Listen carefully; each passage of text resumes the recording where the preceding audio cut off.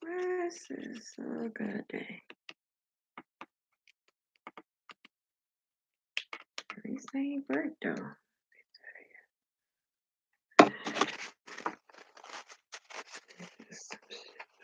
Oh my gosh. Scratching up. The hell do you run over your glasses, Ashley?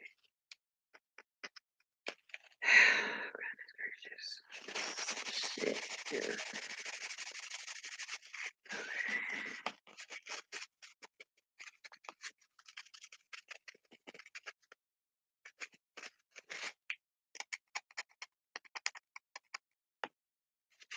Okay, I think we're good. Hey, Abs.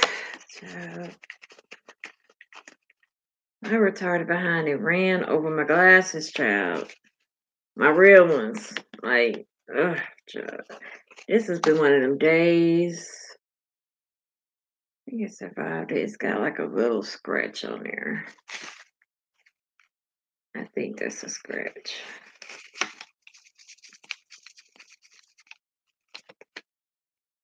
Yeah, it's got like a little scratch on there, but shit, they survived it. Good God Almighty, ain't that a thank you, Jesus? Okay, because I mean, I just ran over them, but dragged the mugs. Like I dragged it. I was like, what am I? What is under my? I'm just rolling da. Like, what's under my wheel? What is this? But I wasn't concerned or nothing because I thought it was my seatbelt at first, and I'm like, my seatbelt is still on. And then I look and see it's my damn glasses. Like, oh Jesus, Lord have mercy. I just, oh yeah, this has been one of them days, one of them days, one of them days. Hey everybody. Hey sissy. Did your mama tell you about my eventful my eventful morning? Child, if she didn't. Oh, hey Ellie. Hey SR. In case y'all, most of y'all know who SR is. It's the one with the sesame emoji. I know he changed his name, but unless you tell me to stop calling you SR, that's what I'm gonna call you SR.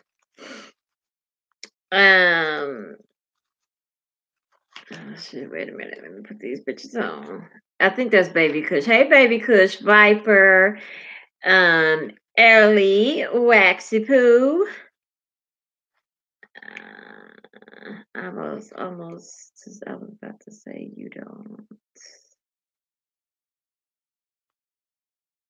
Wait a minute, I was almost about to say you don't. Child, say loose now. I brought them eyes to the screen. Be quiet. Oh my goodness. Well, I'm not gonna complain. It ain't broke. Well, no, I'm gonna complain, but I'm just thankful, Jesus. But damn, they look still a mug now. Well, it ain't that bad. Y'all see, I don't know if y'all probably can't see it, but I got a knot right here. Yeah, I don't know if y'all can really see it, but it's like right here. Big ass knot over here, one back here, one on my thigh. Almost as if somebody whooped my ass.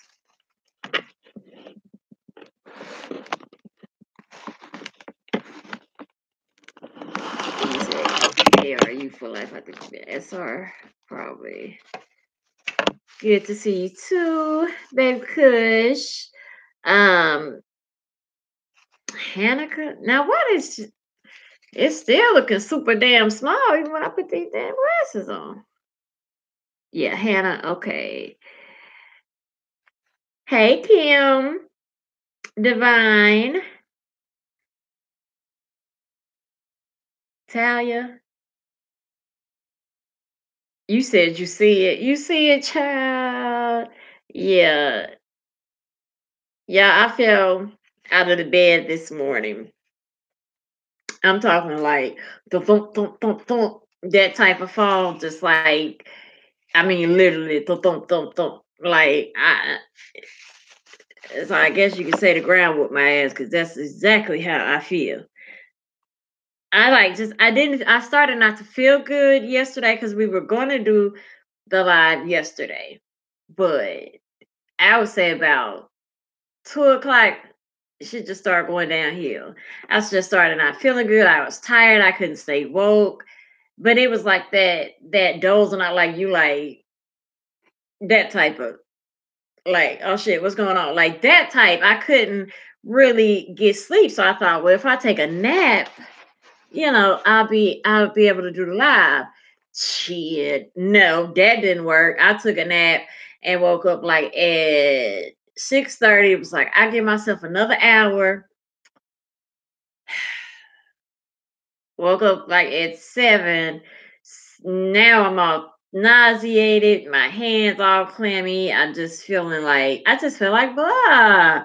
So that's when I text Abby and waxed him and was like, yep, not gonna do the live um tonight.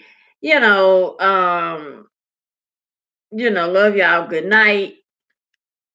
And call myself carry my ass to bed. Now my dialysis time just got changed, y'all, from 6 freaking 15 to now 5:30. I have to be at the facility at 5:30. So I'm 45 minutes, not 45 minutes, but maybe a good 35-minute drive from my facility.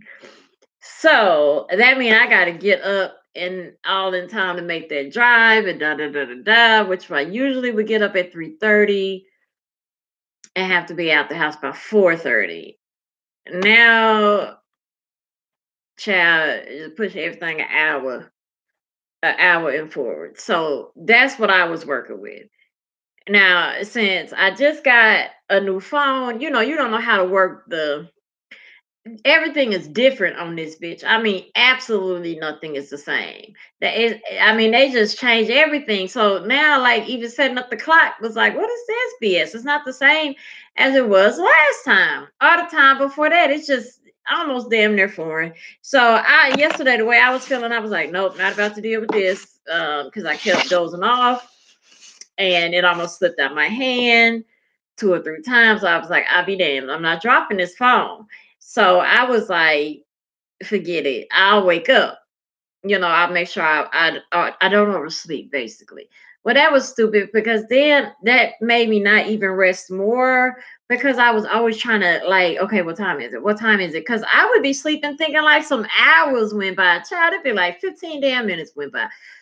So that was just a hot ass mess. Now, um, I had woke myself up a couple of times, already doing the gangster lean halfway out of the bed, and I would pull, well, shit, a couple. I did that about every 15 minutes. I would pull myself back into the bed. I don't, because my legs are uneven from the cartilage that has deteriorated. My legs are like a couple of centimeters. One is longer than the other one now. Um, and that shit makes a difference in everything. The way you stand, the way you lean, the way you sit. So I kind of have a little gangster lean that I don't know if y'all ever noticed, but yeah, I'm always like this, with that damn gangster lean. So I'm like that in the bed too. So, I'm doing my little gangster lean entirely too much last night. So I found myself kept pulling back, and my spirit said, "You're gonna fall out this damn bed." But I was like, I done it enough that I ain't gonna fall shit. About 1:30, I just woke up to thump thump thump thump thump, and the thump thump thump thump was me. Like the fuck? I mean, all the way on the floor, y'all. Got pinned up. I don't even know how you fall on the floor and got pinned under the bed. But I made it possible. So I had to call my dad and my mom. Oh shit, my baby's so to call my dad and my mama so they could come unlock the door. So and then my daddy got my neighbor, and then they came in looking at like how we gonna do this. So by the end of that, we was just like, I was like, call 911 daddy, because my daddy is getting older, my neighbor is older. They can do it, but call 911 because I don't know. Daddy did almost drop grandma not too long ago. Yeah, no. Call 911. So My daddy called 911, y'all. He's very impatient. She was on some bullshit, asking all these questions. I said, "Is it an emergency?" He said, "Was she on the floor and can't get up?" She said, "Well, is it an emergency though?" So he repeated himself, and she said it one more time. He said, "Well, if you on the floor and can't get up, I ain't that an emergency?" Is it an emergency? Emergency though. I was like, bitch, you treading water right here with it. Like send a damn ambulance, because he getting all frustrated, but still trying to. It's like, woman, send a damn ambulance. It's emergency. Ain't nobody calling y'all asses for fun. Ugh. So the ambulance came. They was cool. Damn, y'all really can't see it. I didn't think y'all could see it. Shit. Oh god dang. Child, shit, I feel it. So yeah, well, I got a couple more all down this whole damn side of my body because the flow wasn't playing with me last night. So I said, I'll make sure you won't get your ass on here in quite some time. I tell you that. Shit, it even get my glasses off of it. Gotta make my glasses had a gangster lean, so it's not on tonight. But hey there, damn Deborah. I gotta go and watch your live the other day too that you did. Um, So yeah, yeah. I mean, but the ambulance guys were so nice. They were very very nice. They came in and got me up like they made the shit look like Skittles and bubblegum. I was like, well, damn, okay, all right. And they was like, do you want us to put you back in the bed? I was like, put my ass in that chair because I got to get ready for dialysis, and y'all can go now. Because I got to get ready for dialysis. So that was my morning. Okay. And yeah, yeah. Oh damn. Yeah, child. All the way on the bed. I mean off the bed. And then y'all, I had fell on my phone. So that put me into like a baby panic because I'm like, who I can call for my neighbor. We got codes and stuff with like the light switch, a beating, we got a knock that we'll do. And then, like, of course, me yelling. Like, we all gonna set this up in case something happened to me or if I'm in some type of danger to where I need my neighbor. But I'm thinking, like, if he in a good sleep, which he should be at this time in the morning, like, I don't know. I don't know. I don't know about that yelling thing. And yeah. So then I was like, you know what? I can get my laptop and Google Hangout it. Child, that thing about 5 times was like, what that page unavailable. So y'all, I had to go into one of them prayers where you like, calm down. Okay, it is only me and God in this room, and God is not gonna let you fail. I mean, I had to go into one of them because my ass was about to panic. That floor had got cold, my ass had got to hurting. Like I said, I don't know how I was pinned under the bed, y'all, but I tumbled this way, somehow ended up that way. I guess that was shit. I don't know, y'all. It was a fiasco, but my ass is all right now. So we here. But as far as moving slow, that's part of the reason why I'm hella late, which don't nobody know that, but a couple people, and they ain't complain. So I'm gonna just ride that way right there. Hey Nija and Unique, Sephora. Um, they do ask too many questions, don't they? I mean, they just kept, and she kept saying, is it an emergency? Emergency. After he was like, it's an emergency. She has seizure. He was like, she on the floor. My daddy said, well, after she said that second time, he said, well, I tell you what, she wasn't twitching when I got here. She twitching now. So what does that mean? Because the floor is cold, okay. My nightgown had twisted all up. I had got twisted all up in the damn phone cord and the computer cord, and it was a mess. But it's just like, it's send the people. And then they didn't give them no time. I don't like that because I usually ask for the time, but I didn't make the call. So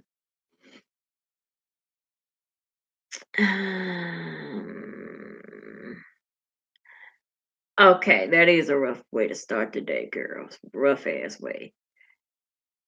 But I made it. I survived it. So, thank you, Deborah. I don't want to get religious, but let God give God your honey, child. No, see, we religious all up through this month. Well, I am. It's my chat. So, God is all up in here. So, because I was going about to hit a panic attack. Because once you ain't got no form of communication to the outside world, and you on the ground. Once that sink in, ooh, it's ooh, that's yeah, that ain't fun at all. You said Def said a rough couple of weeks. Right. Life just been whooping my ass. I need some breaks, I tell you. Okay, so this live isn't going to be super, super, super long because it's already like what 10 something some of y'all way. And the person we're gonna be addressing tonight is I think they 2 hours. Let me see. No, they only an hour too. Um Yeah, okay, they only an hour away too. But which I don't know. Is they probably won't be in here. I don't know. I don't know, because this one isn't okay, yeah, hold up. I'm talking to myself. I'm trying to find my damn questions. The As y'all know, I was forced to upgrade my phone because I believe Verizon cut the last one off, like just like lights off, bitch. Like that's what I believe they did. And so the fuck is it? Whoa, whoa, whoa. So I had to okay. I had to use my upgrade to get another one, which would be in a couple of months. It's just well, y'all, most of y'all wasn't here 2 years ago around this time, but the shit happened around this time 2 years ago too. My phone just went kaput, just went the fuck out one day. It just actually had a burn mark. You know how we used to be able to take the batteries out, how they used to be like right here. You would be able to take your battery out right here and just unclip it. They didn't cut that shit out now because we would be able to see that burn mark they would send it when they were seeing that high voltage surcharge and burn your phone. So you would go get another one. People started to discover that and would discuss that on on the internet. Be like, you know what, my phone was off and it just had, or like, it got a burn mark, like it had overheated or something like that. Then thousands of people saying this shit, and conspiracies started being made, and people started accusing y'all asses is frying our damn phone like clockwork because now they barely reached that 2 year mark. And we ain't even gonna talk about how the damn cords, which they completely changed the cords. Y'all look at all these damn extra cords I got. All of this is three right here. I got two over there that ain't even open. One right here and one in my purse. That's how serious my cord game is, okay? And all of them is just a wrap. Ain't no point. All this shit is just for fun because now the cord to my old phone, which is still a Galaxy, don't even match. Like, y'all, they be setting us up. I mean, they just be setting us up and winning every fucking time.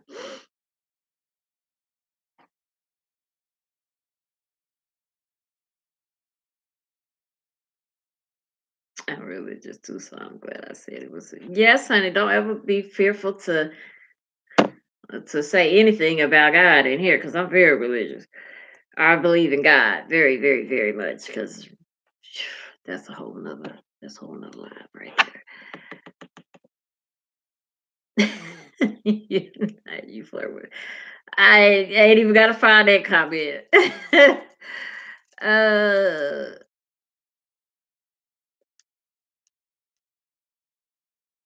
have you the Pittsburgh? Time for tea. Yes, honey. I got a couple of questions that I want to do. Let me see.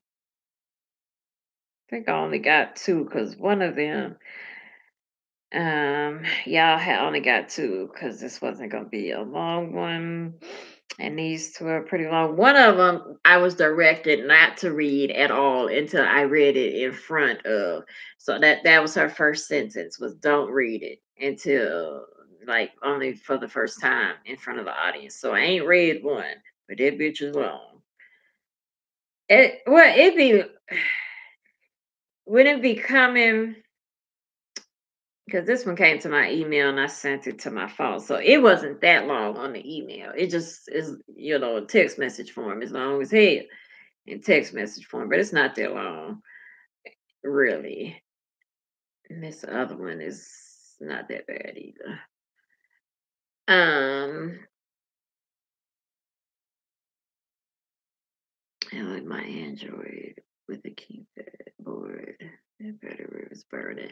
Yeah, I think they do that shit for real. I think they burn our phones. Like, be like, if you ain't gonna re up, I'm gonna help you re up. Cause think about it, if they can send a surcharge to your phone, and I just gotta share something with y'all because this shit amazed me. But if they can send a surcharge to y'all phone, a surcharge is nothing but an electrical charge that helps you, it boosts your phone.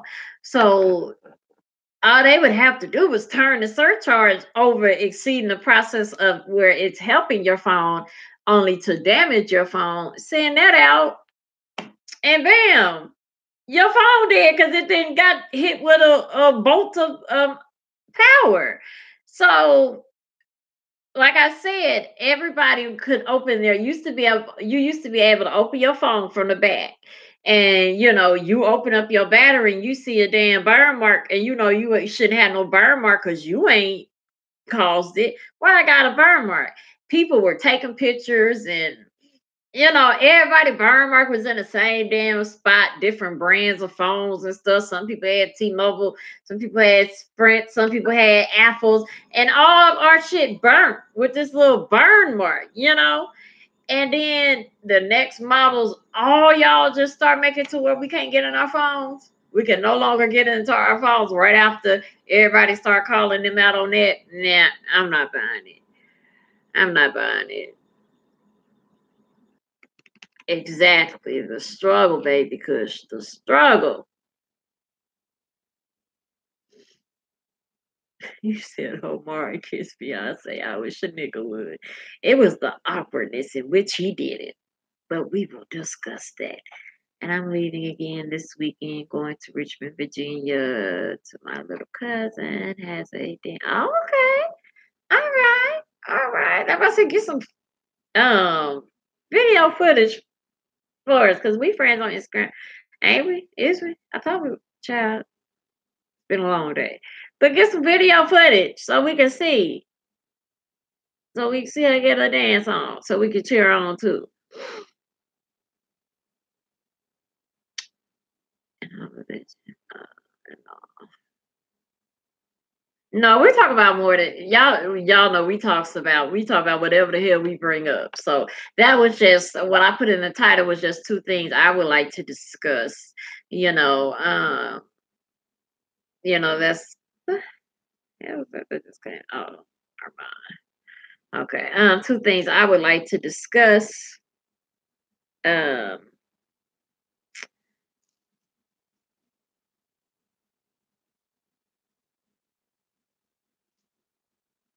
okay, so y'all want to go into the stories first or discuss the two topics first? Which one y'all want to do? You say stories or topics? I would take the first couple of suggestions. You said I like going off topic. Shall we stay off topic? Okay, we got one topic. One doesn't matter.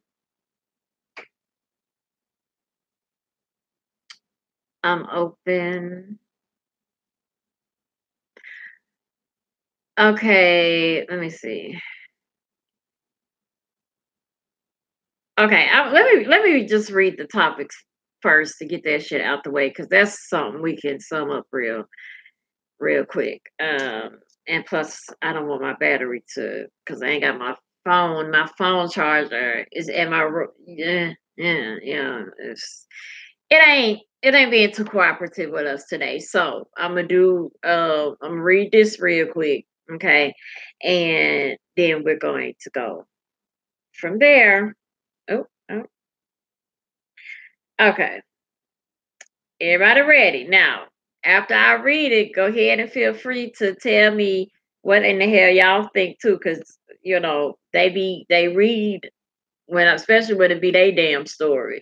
They be looking for other people other than my comments and stuff. So um okay, now her first sentence is telling me don't read this but one time in front of the audience, whether I choose to do it live or just in a video. And then she says, I know you will tell me beforehand whenever you do so, which I did. I always tell these people, okay, I'm gonna do a live today, and your question is on there. Okay, so they can read it at their own will.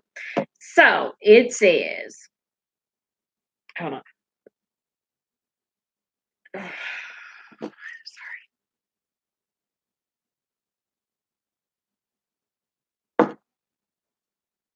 I thought I was about to sneeze. Okay. All right. It says, okay. Hey, gang family, and the always beautiful grown folk. Oh, ow, okay. And the always beautiful grown folk. I'll start. I'll get straight to the point because that's how I like it. About a year ago, back from June, my neighbor, which happens to be African, exactly what part he's from, I'm not exactly 100% sure. I think it's Zimbabwe, but do not hold me to that. Excuse me. He told he told me he told me once, but and okay, it just stops. He told me once, but then it just stops. Um, but it eludes. Okay, he told me once, but it eludes my mind every time. Okay, back to what I was saying. He and I have been friends for about 3 out of the 5 years he's lived in front of me. Okay. And about a year ago, he asked me for a favor. The favor was simply pretending as if I was his long-term girlfriend for a trip his parents was making from the UK, which happens to be African as well, but made the commute around the time he went to college, which started in the UK but was completed here in the United States. Um, just from the experiences that I have experienced with his family, I can honestly say African as well as UK families move entirely different than than black families do over here in America. His family is what you would call historically traditional and strict. Okay, I don't okay, I get what she's saying. But okay. Meaning she should, okay, meaning he should, okay, well, she about to tell us what she, okay. Meaning he should have been married and popping out children and only, he should have been married or popping out children, that she has the word error, but I think she's meant, or only in 1 or 2 years after college. He is coming up on 30 in December. Okay, so that meant they've been out of college for, well, it all depends what he went for. But so it's been a couple of years since, he been out of college, basically. Okay, coming up in December.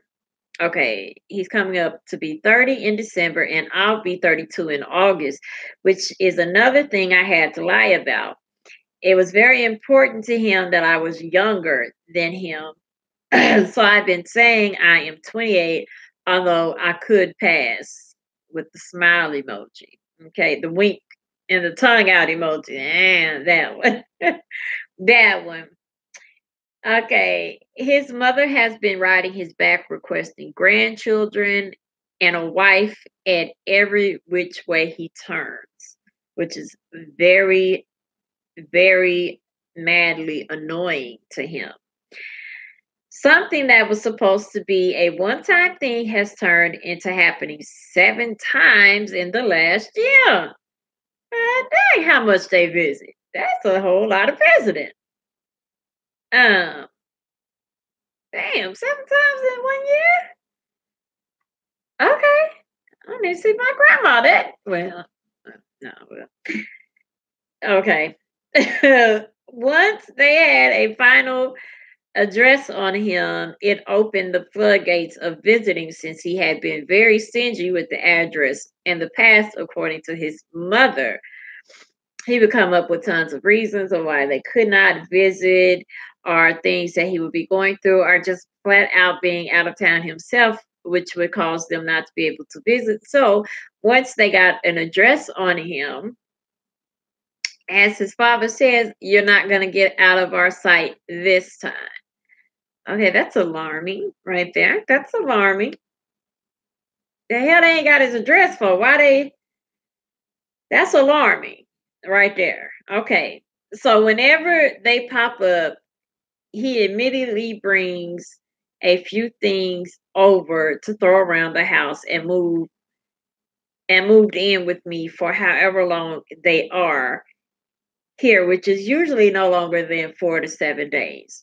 Okay, so what we're dealing with is two people that stay across the street from each other, which I'm assuming is like an apartment, maybe like in a an enclosed apartment where it's like a building.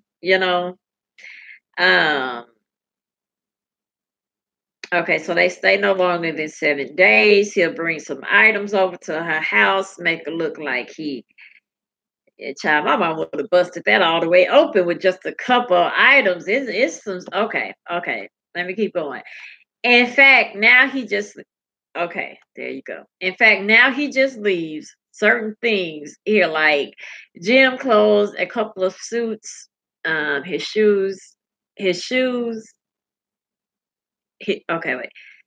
Okay, his shoes, work, and athletic, a toothbrush, certain foods only he likes, watches, hats, little trinkets, and things like that. He just now leaves at the house and only uses them when he comes back, which is when his parents are in town.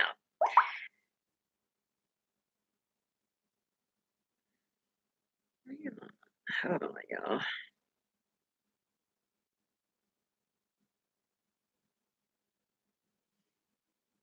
Hold on, let me. Ah, damn it. See it in this phone.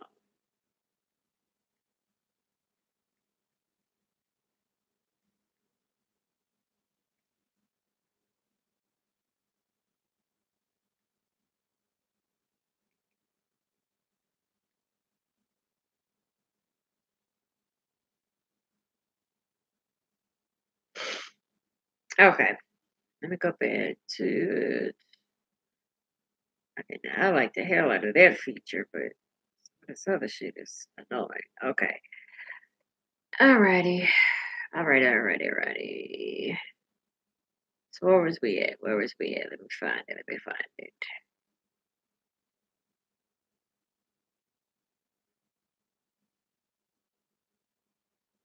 Okay, so let's see, gym clothes.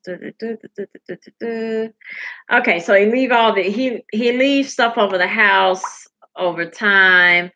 Um, and I guess he just tired of doing the back and forth, so he just left shit. Either that or his mama, because shit, I'd have been on him like, why you only got like one pair of shoes? Or only, no, I'd have been on his ass for that. That looks real suspicious. But he got hip to the game and started leaving shit. That was smart. Okay, okay. Okay. Then she put, okay, watches, little trinkets like that, things that would be around any old couple's house. We had not been sexually active in any way. Well, okay, we had not been sexually active in any way except for the last two times his parents came into town. Okay. Okay. One we can okay. My thoughts is running with me right here. Okay. Okay, one, when we went to some family member that lived out of town wedding that was done the traditional way, that she has African in parentheses, they had an abundance of alcohol and the drinks never seemed to stop flowing. The hotel room we stayed in was dripping in romance. You said dripping in romance, huh? Okay. I'm gonna have to use that. Was dripping in romance all on its own. So I guess all of this combined uh got the better of us, and the shit went down that night. Well, she ain't put shit, but I said it went down that night. You said the room was dripping. Okay. Dripping in romance by its damn self. Okay. Um all right. The second time just kind of happened when he came over to tell me his parents were coming yet again. Um, Yet again, he was agitated as always, and one thing led to another, and we were having sex. Here's where you come in at. All right. All right. Here I come in at.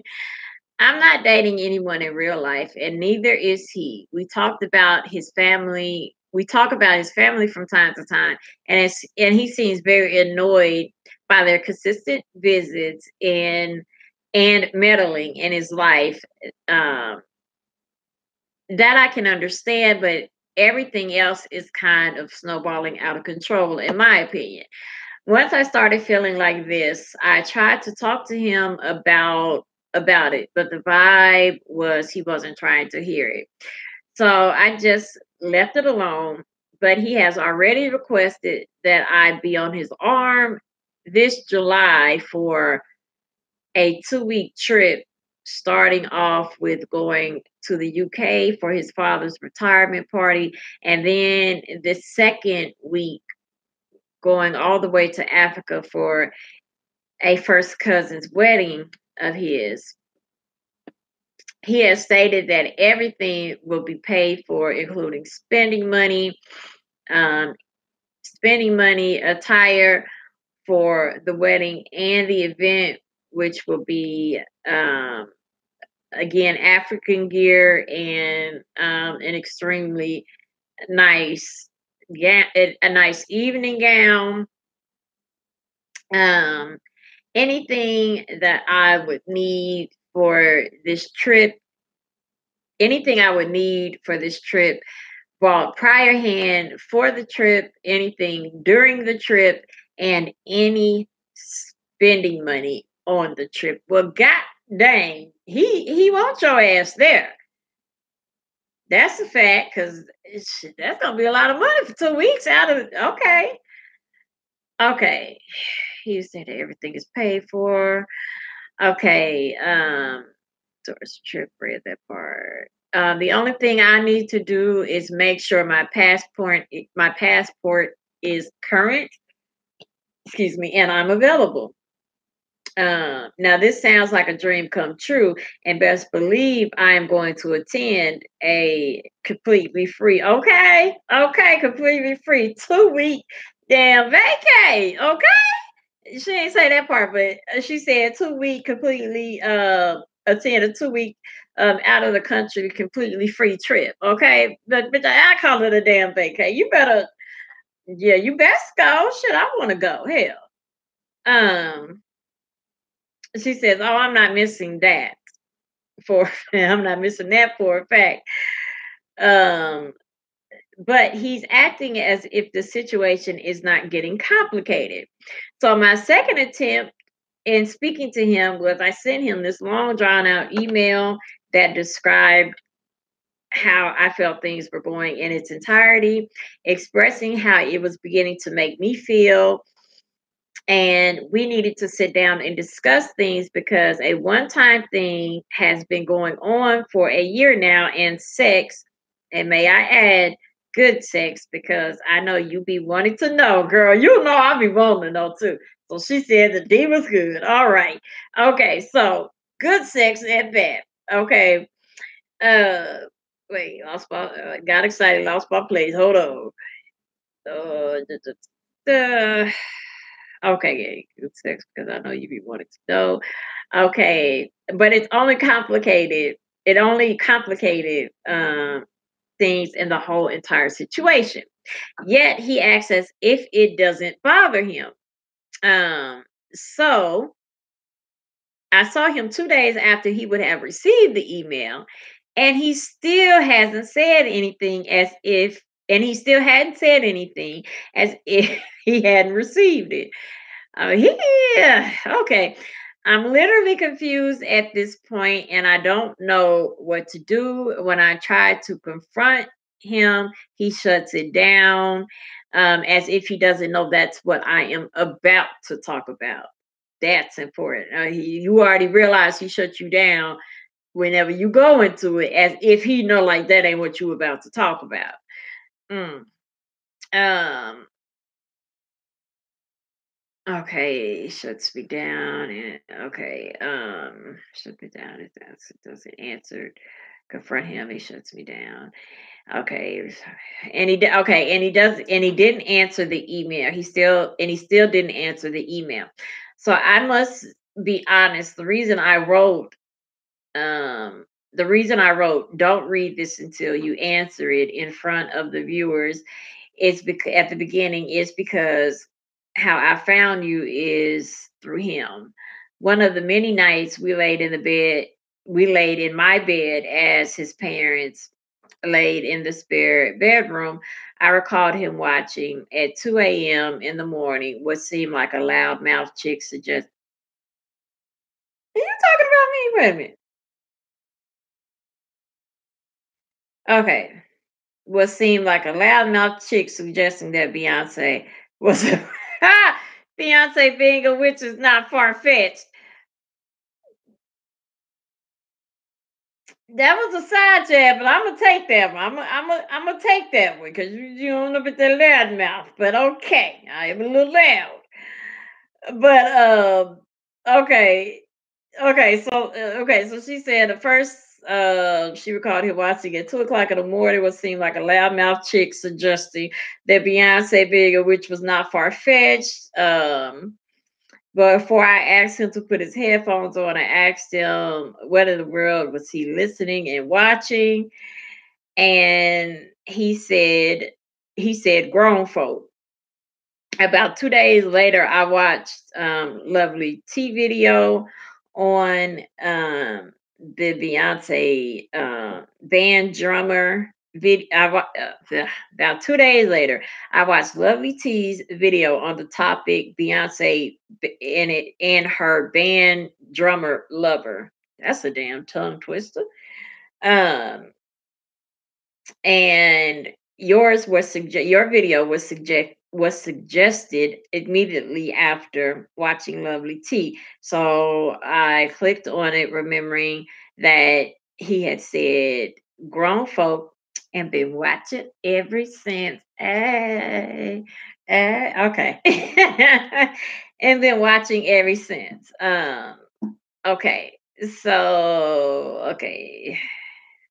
Lost my place. I'm doing too much clowning when I'm reading. Okay.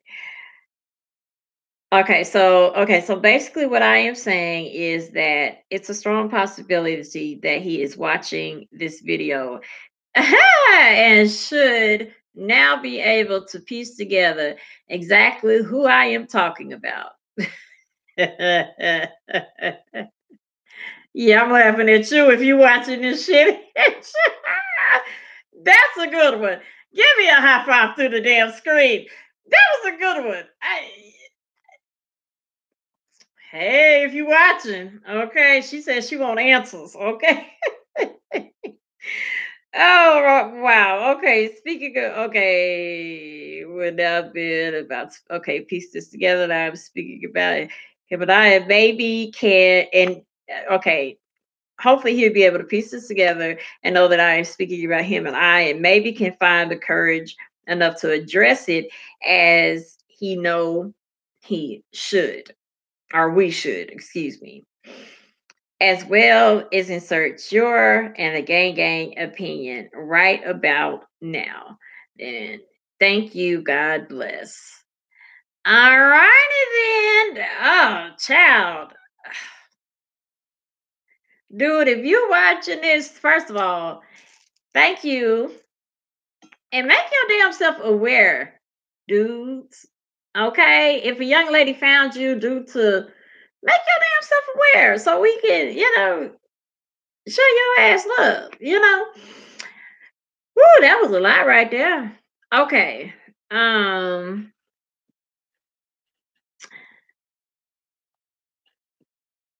Zero wrote this is petty. She talking to a man through, but yo, she tried shit. I mean, she got creative in my opinion. Like it's a little petty, like calling me loudmouth. Okay, but um she tried talking to him. I guess sometimes people got to get creative, but still, and yet to be serious, you left a lot out, a lot more that I need. Like, okay, y'all had sex. So are you seeing that more? Are you what you got feelings now? Is that what you're saying? Like you didn't say that at all. Like okay, because for one, you ain't said it at all. Like not at all. Like if you got feelings towards them. Like on one hand, I get it on both ends. If you saying now, shit, that hurt. Hold on, shouldn't have done it. Keep it above this damn lump. Okay. Um, on one instance, I get you saying okay. Like if you saying it two separate ways, right? I get it. I get you saying like I'm beginning to have feelings for dude. And like this is a one-time thing turned into a lot. Like, dude, now we didn't add sex to it and we just not talking about it. I get that. Okay. Second, I get you being like, okay, one time thing turned into like nigga, we damn near I feel like we almost married seven times. Seven times? That's a lot. His parents tripping, okay? But that's a whole lot. But and then again, they do live out of the country. They son all the way. I get that. I get it, but it seemed like he don't want it. Okay. But if you're just saying like this is involving this is taking up a lot of my life, dude. If you're saying that, I get that too. You didn't make it clear which one you are saying to us for us to be able to break it down. So I'm gonna break down both of them. If it's the first one with you, okay, no, if it's the one over here with you, like, yo, dude, this is taking up a good part of my life. Uh, I mean, shit, just bum rush his ass, like, no, just like, right, like just blurt that out, like, yo, what we gonna do about your parents? Like, don't sum up, like, don't work up to no question. Just be like, what we gonna do about your damn parents? Like I don't what we gonna do, because this is beginning to be a lot, but you have a lot of that's how I would do it if it's just that, because if you ain't got no feelings involved and it's just like, dude, I just need to know, because like we need to talk about if a little fella come on down the way, I'm gonna say adios to your ass. So you do know you need to be working on those type of thoughts, like you need to be having a backup chick or something over here. um that's what you need to be having on that, if it's that. Now if it's a second avenue, which is what I'm believing, is that like you didn't got that D and it's good, and shit, if y'all living together seven times out of the year for at least a week, yeah, y'all didn't bonded some type of you didn't made some type of bond. If you're beginning to you know have feelings for him, you have to look where red flags are very, very clear and present. Number one, the relationship with his parents. Why in the hell did he dodge his parents like he doing?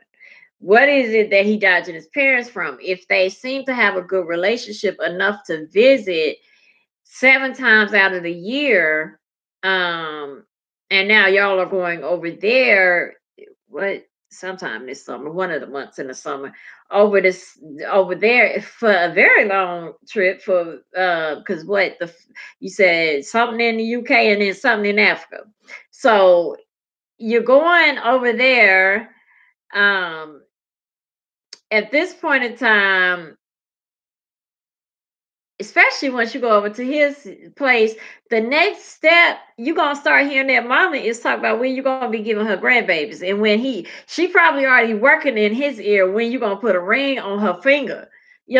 Especially if she's just saying, if she just throwing out grandbabies and stuff in the air. Like she damn sure ain't talking about. She think y'all a couple. She ain't like talking about, with a chick down the street in here when they gonna make a baby. She talking about you. So if she throwing it out on the side, just in the air, she already saying that. She just ain't directly been like, yeah. So she waiting for her son to put a ring, which I'm positive you saying if they hella traditional, she is already straight pressuring him until you need to marry this girl, you need to marry this girl, you need to marry this girl, which is something that you already could be thinking of on both sides. It's like, but that's one red flag is the relationship with his parents and the whole dodging of them. Now they could just be clingy and just want to be a part of his life, but then why he gotta fake a whole girlfriend for that? I get it if he like, moms, I ain't single, but shit, why couldn't y'all break up the first time after? And it was one part in here, where she wrote the above, where she was telling me not to read anything below until I get in front. She was saying that, they lived in apartments. She didn't want to say the state, but let me see where that part where she was saying. Uh, where is it at?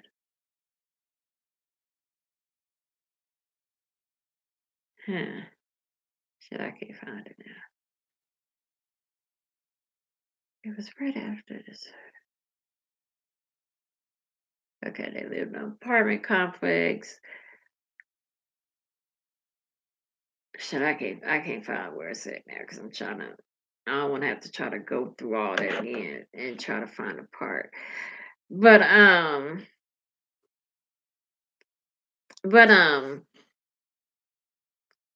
yeah, it's a lot of questions, and then you got the why is it that there you go. See, unique. It's just only 2 times having sex.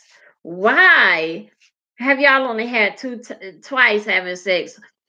Once when his parents, y'all was at their wedding or whatever, so his parents was visiting, even though y'all were out of town, but his parents were still visiting. So y'all was the room was doing what? I want to say dripping with finesse, but that ain't what you said. Dripping in romance. Good job. I'm be using that everywhere. Okay. Um. So the room was already, romantical. So the drinks was flowing. So I guess y'all can blame it on the alcohol. I don't know what y'all can blame it on, but then the second time was strictly he was in frustration and telling you something or whatever, and some shit popped off there. So y'all have a sexual attraction to each other, but only twice though. Like he not coming to get none. He lived directly in front of you. He ain't coming to get none when they like ain't none of like he just not coming to get some because today what's today Wednesday? Because today Wednesday he ain't like what I mean. I don't. I don't know. I don't want to say the bruh. You said she love the DK move on. Baby Kush, that might be. Is it that? Hell, we got questions. I mean, is Baby Kush making a point? Was the D just that good that you like? Now you want something with it? Um, have you saw any young ladies coming in and out of his home? Um, have you saw any young men coming in and out of his home? Now, if you're watching this, young man, please don't let that don't go nowhere just because I suggested that, because I don't know you. I'm just saying how, like, two times is a small amount of times, even shit being together, like seven times out of the year, upon being like him coming to stay at your house, or y'all having some overnight sleepovers and shit because of his parents. And like shit, so what you tell him, oh, that's what it, and where was that part at? Yeah, it should be like at the bottom. Okay, yeah. Okay, let me read it. Okay, so at the very beginning in that first paragraph, she was saying that his parents like don't even know the apartment directly in front of her is his, because I guess he told some story of how the numbers, like, no, y'all got the numbers confused or whatever. So they don't even know that apartment is his. Like, they strictly think y'all live together. That it's just red flags. It's like it's something he don't want his parents to know about him. Therefore, he is including you. So if you thinking he feeling some type of way and hasn't expressed that to you, shit, he can talk about everything else to you. Why he can't talk about that? He can be all like, I need you for XYZ. Shit, I need to take you on an all expenses 2 week trip, like paid trip, which I wouldn't miss out on either. And I probably had this conversation after that trip. I ain't even gonna like, well, shit, he might, yeah, yeah. I'd have had this whole conversation after that trip, damn you, okay? No, I've been going to the UK and Africa. My ass would have been out. Okay, then we could talk about the weird shit going on. Cause then you maybe would have got a little D on the trip too. You know, I don't know. If you got feelings involved, I advise you to talk to him ASAP. If it's just for um the way you feeling, because it's like you just like, okay, this ain't gonna be a forever thing. Like you gotta, like, what we doing, we need to be on the same page here, because this is taking up a lot of my life. Shit, like I said, I'll wait till that shit till after the trip for that one. I'll wait till after that one, because that shit ain't urgent unless you got a dude that you want to start dating, and then it's just like you need to go, he ain't gonna understand this shit here, especially since we didn't had sex, new guy definitely ain't gonna understand no shit like that. So don't ever bring no new guy into that situation. Yeah. So that's my advice. So that's on both of them. It ain't super urgent if you ain't got feelings for him or whatever like that. It ain't super urgent to me either way, because I'm going on that trip. That's just me. But if it's that's what I would do. If you ain't got feelings for him, I would just wait till after the trip and be like, hey, yo, nigga, look, what you gonna do? Like, you gotta tell me what you gonna do. Cause once you go home with him and shit, man, and you gotta live in a whole nother country with this man, his mama, she gonna ambush baby conversations all over the damn place. Especially if, like I said, she dropping little trinkets here and there, talking about, well, who the hell you think she ain't talking about his mistress that they don't even know, about. They only see you as being his woman. So who would pop out a kid but you? You know what I'm saying? So she already basically saying that she just ain't cornered you off by your damn self yet. Okay. So they usually say shit like that to try to get the feel for what they son gonna do in the presence of you. When they say that, they try to see their son reaction, like if he have a freak out, like, man, y'all quit playing like that, quit playing with that shit. Meaning he absolutely ain't ready, or rather he more quiet on it, like, yeah, I'm gonna get your ass later, mama. Like, like it's levels to that shit. But that's my advice on that. Let me see what they're saying. She needs to walk around the house butt naked and ask him questions. Okay, there you go. That's another way. You got creative as hell with maybe he'll see this damn live. Um, yeah, that's a whole nother way. Get in, something skimpy or whatever. Um, something skimpy or whatever, and he'd be like, I need to have a conversation. What something. Um, But have you ever seen anybody date him? Like, have you ever seen a woman out of the 5 years you've known him? Have you ever seen him talk, like, go on a date or anything? Because something in my spirit is just saying, huh, what the hell is he hiding from his parents that you got to be this long? You know what I mean? Like, that's a long time. A year. Yes, Ashley. Is she a beard? that's that's what I'm leaning towards. Is he trying to figure it out? Do we do we like girls? Okay, do we like girls? Do we like guys? We're not telling nobody nothing right now. What's up, dude? Right. That's damn near all the sentence you need to say right there. Just, I mean, literally, like, what it. Just tell me what it is. If you like, if you got a Tyrone over here on the side, let me know. Because if so, I mean, some women don't care. Like the Black China's out there. Well, I ain't comparing you to her, but some women don't care. You know, about if a man is bisexual or not, and some women prefer to only be with a heterosexual man. So if you one of the women that care to only be with a heterosexual man, you need to be making sure ain't no Tyrones, and just what I would do if I had to morph into your situation and I had feelings. I would come to him after that trip, mind you, that all expenses paid trip, mind you. Okay, yeah, spending money, bitch. Child. Yeah. Okay. After that trip, I would go and be like, look, dude, um, I would come on a friend tip, like, pretty much line. Like, even if I had feelings, I would come as like like, just like, we friends, we cool, what's up? I would act like I didn't have, no feelings at all. Just like, I just need to know, like, what's up, nigga? You like, you like niggas? I was like, let me find out you like niggas. Like, so we can start going out to bars together. Like, almost for find out, try to go that way, because maybe he would be more like, okay, well, she ain't gonna judge me if I say yeah. So when I come to him, I wouldn't come to him like clutching my pearls. Do you like men? Because then he gonna be like, no, because he doing that to his parents if he like men. Which I can't see no other way to just dive.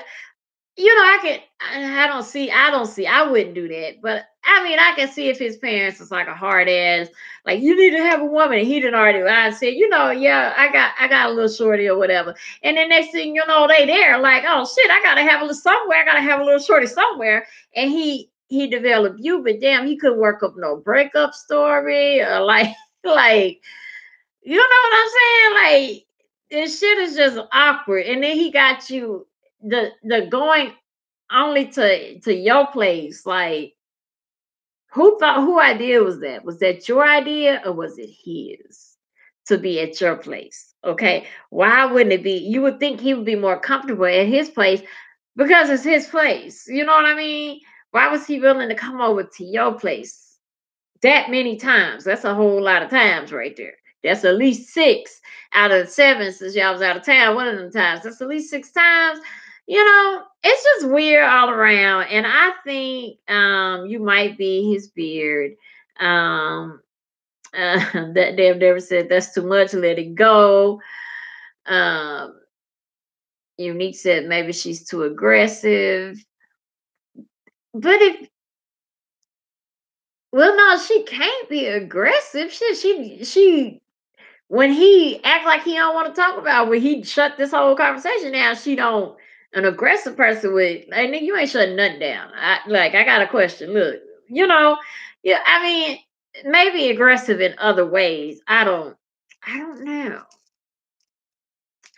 I just got back from Vegas with my gay husband. He needs to tell her.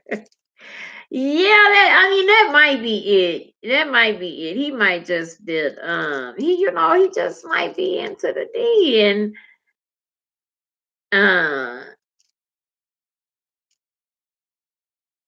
um okay, he might just be into the D and you said his family was mad traditional or historically traditional is the word you use. Um, so I mean that would be more of Abby's field to because since she is of African descent, so I don't know what theirs is since you said that African and the UK is different compared to America's. But I think it's all over around the board. She want him married. I'm assuming to a woman if she's talking about grandkids. Yeah. So another way you can do it is have that conversation with his mother. Make up a fake gay cousin and be like, give my gay cousin trying to tell his mama make up some shit like that.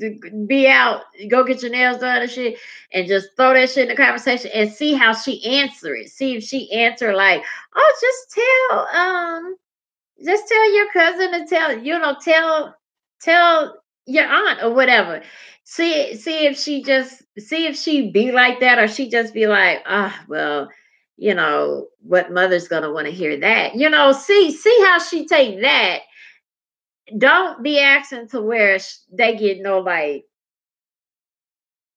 homophobic questions about their son, but definitely um get to asking them parents questions when his ass ain't around and piece it together. That would be me. I start playing detective after that trip. She said dudes are weird these days. Okay.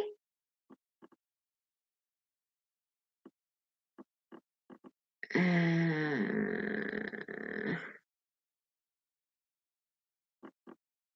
yes, they live across the street from each other. Or they're saying apartment. So I think she meant like, like across the hall from each other. Like how you have inside apartments. I think she meant like that.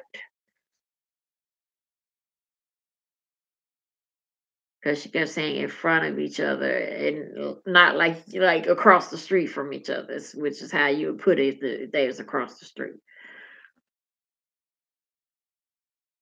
Sound like a pity screw or a board screw.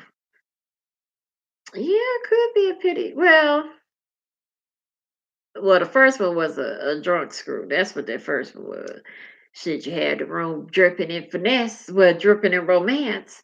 Uh, shit, you got drinks flowing, you got a D, you got a P. Hey, why not?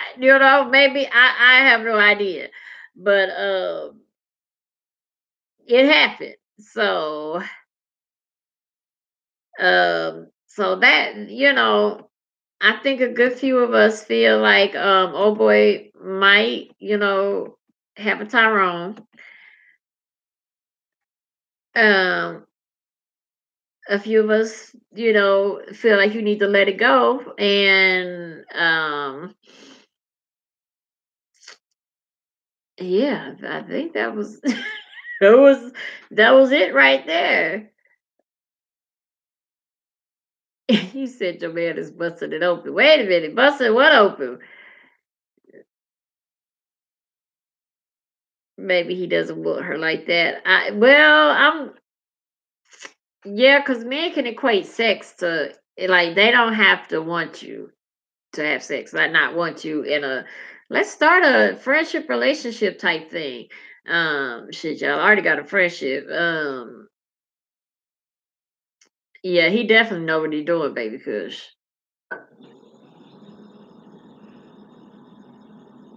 Most men like to hunt for it. Yeah, like that whole. I mean, if he felt that way, why wouldn't he just been like, let's be a couple over this length amount of time over this year?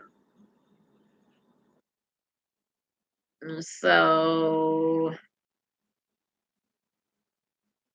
she needs to bow out. Oh my gosh. Right. Bro. I don't know what he talking about busting it open. Busting it open for what and who? Like what? Yeah, agree, Deborah. She is trying to keep a man that don't want her. The lady asking the question story. Okay, men have been. Yeah, men definitely do know how to string women along, but that's a weird ass string right there. Um, like I said, why won't he come get some on Wednesday? Like, have you ever tried to just get some? Like, put you on a since you only got to go across, across the way. Put you on a little, risque teddy. Go knock on that door. Be like, "What's up? What's up with that D? What's up?" And if he send your ass away, uh, you know, uh, get up in there and see if Tyrone is in that bitch. Like you got to start looking. You got to start looking, because it's some questions that got to be answered after that trip, though.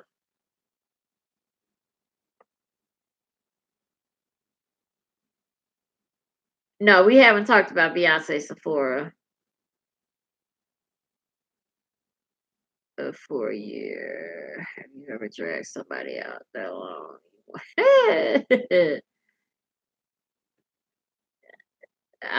Child, I don't see Wax dragging nothing along for no year. Like I see him being like, I'm moving the fuck on. I see him like, you ain't gonna give me none of out. I see him saying that, but maybe, maybe he has a story, baby Kush. Okay, let me see. Makes sense. He could be trying to hide. He's homosexual. Yes, Tiana. I think that's where the majority of us is kind of um, that ass is definitely got some secrets. We know that. Did she say how old he was? Yeah, she said he was 30, and because she was older than him, not 32, 32, and but she's saying she's 28 because that's what he asked her to lie about. You you said he's swimming in peanut butter. What in the hell does that mean? I would it be chocolate? I'm confused. And blame it on me. Maybe I should maybe know that, but I thought it would be chocolate. Like if he's, I don't know, child. Um,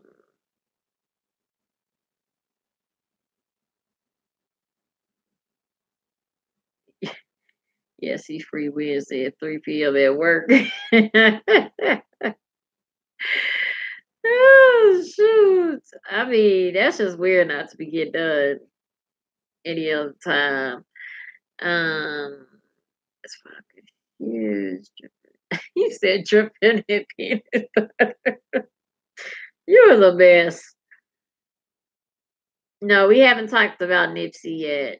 Okay, so the second story, which is shorter, which we're going to read.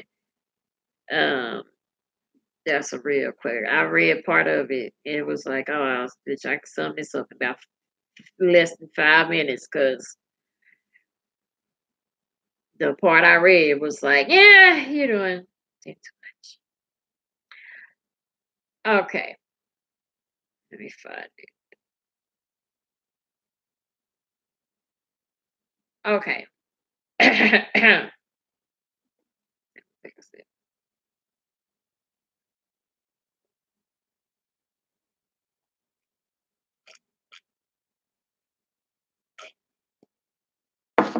Okay. Okay. Story number two. Okay. We only doing two, and then we're gonna get on the topics. Now, it says my cousin is pregnant. Okay. By this guy she refuses to tell. I don't know how much about him. Wait, I don't know much about him, only that I met him about 4 times and he seems pretty cool. What's strange about this is my cousin. What's strange about this is my cousin, which also is my best friend, basically the sister I never had. Oh, okay. Will be 7.5 months pregnant in another week or so. Excuse me. She's showing and everything, but for I hope so. At 7, about to be 8 damn months. She should be showing. She's showing in everything, but for some dumb reason, when she first became pregnant and started showing, she told all the people she worked with,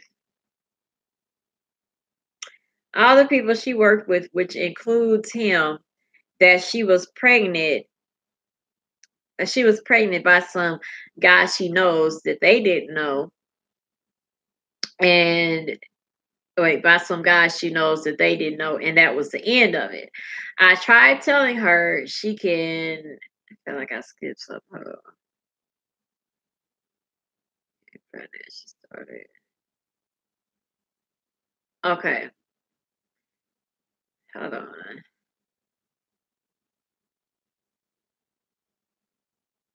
It felt like I skipped I don't know. I know because this is where I stopped, and I don't feel like I said that part in here. This woman and this man worked together. So when she told people at work that she was pregnant by some guy she knew, like y'all don't know him. It's like, but is she pregnant by this whole nigga right here that work here, with you? So that's what the cousin is saying. If I feel like I skipped over that part, I might have said it. I don't know. Anyway, she first became pregnant and started showing. She told all the people she worked with. Okay, that's where I missed it. Okay, when she first became pregnant and started showing, she told all the people she worked with, which includes him. I skipped that whole little line, which includes him, that she was pregnant by some guy she knows that they didn't know, and that was the end of it. Okay, so yeah, she basically lied, and the baby daddy was a dude she worked with. So, okay. Okay, I tried telling her she cannot bring a man's child into this world without him knowing about his baby, and she always tells me to just leave it alone. I'm afraid if she keeps this information back from him, he will hold this against her in the long run, making him miss out, on.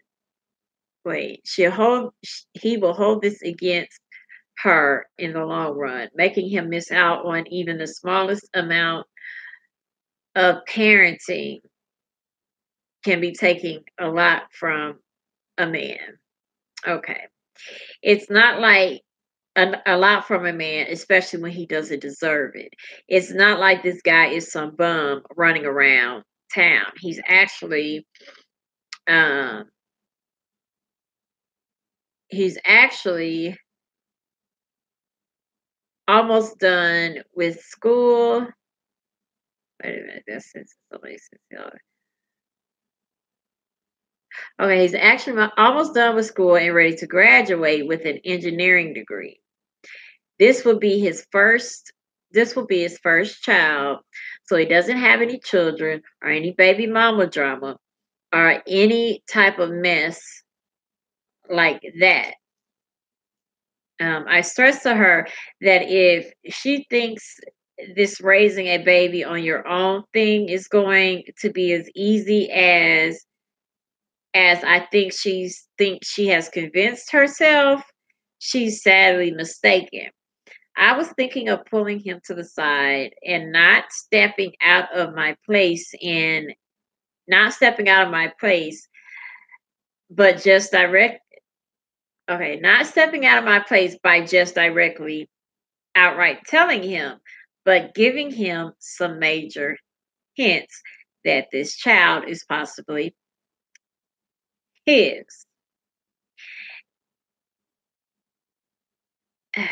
See what? Okay, that this child is okay. Okay, what? That don't make sense. Telling him and give him a hint that this child is possibly majorly his. Give him some major hints. Okay, in a couple, I think she's trying to say in a couple hypothetical situations, so he could have some type of clue that this child is his. She kind of that sentence was jumbled up, but I think that's what she meant. Yeah. Okay. Is there any ideas or suggestions that you may have? What direction should I take this conversation I have with him? Thank you. I look forward to seeing you on the next live, Ashley. All right. Well, this to be a real quick sum up for me, anyway, honey. That is not your place. None of it is your place to tell that man anything. You don't pull that man to the side and say absolutely nothing to him. Nothing. What is child? Nothing. Don't say nothing to that man. That is not your place. If your cousin has let me throw this out to you. Do you think it's a possibility your cousin could be lying to you? Have you seen them screw? She could just be saying, "Hey, is this nigga over here?" And then you mind it. You know what I mean? Um, it's something your cousin don't want quite a few people to know.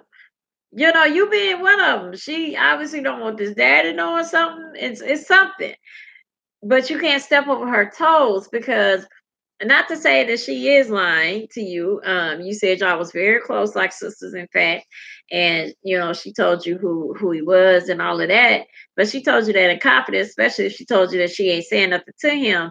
And yeah, she kind of need to tell somebody who the hell she did. You know, hey, this is your baby. She definitely needs to, but she needs to do that. That is not your place in no type of way. Whether you think she in the wrong or not, you know, you just can't you just can't you just can't do that. And how in the hell would you hint around to somebody that this might be your baby? You know what I'm saying?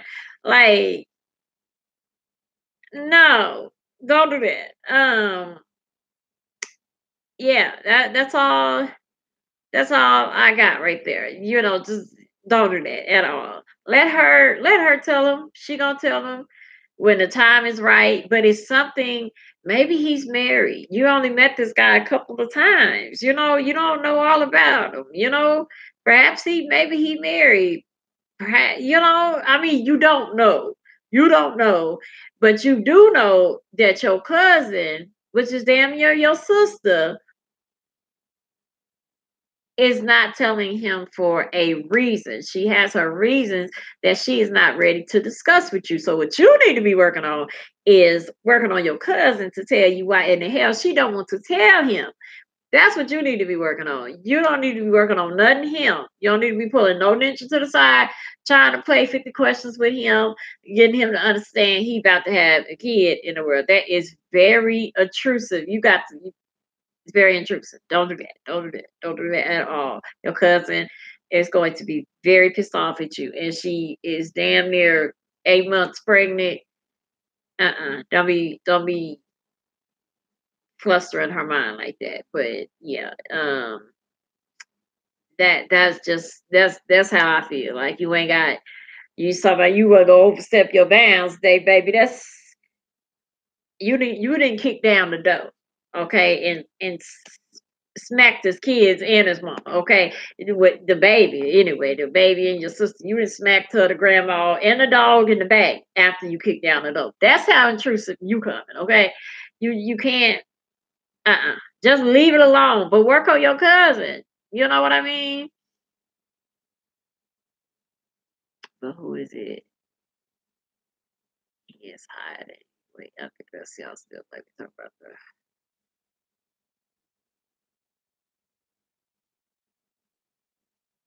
You say he has a secret, another girl or boy. Very Yeah, he might be, she might have got with dude and he might have a full-fledged wife. He might have a girlfriend. It's something preventing her from telling the guy, you know? Um, you and her couldn't be able to still hiding it. No, she wasn't hiding it. She ain't hiding it. She just ain't told the ninja. Like, but can you imagine somebody you being at work next to somebody every day and that's your kid, you don't find out to 8 months. I get what you're saying on that. Yeah, he probably gonna be pissed about that. But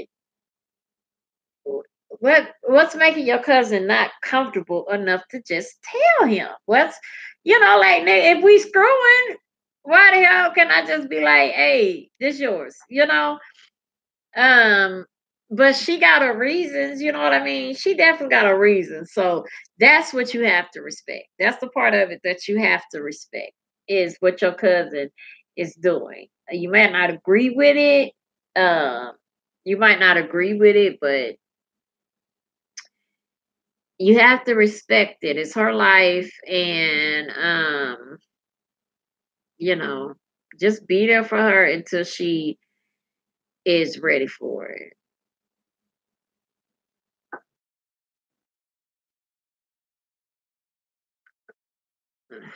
More of the story is stop fucking niggas at the job. Facts, okay? That's a fact. And that could be another reason. Like, they could have a no fraternizing policy. Some jobs have that, where like you can't be bumping uglies and maybe that's it. And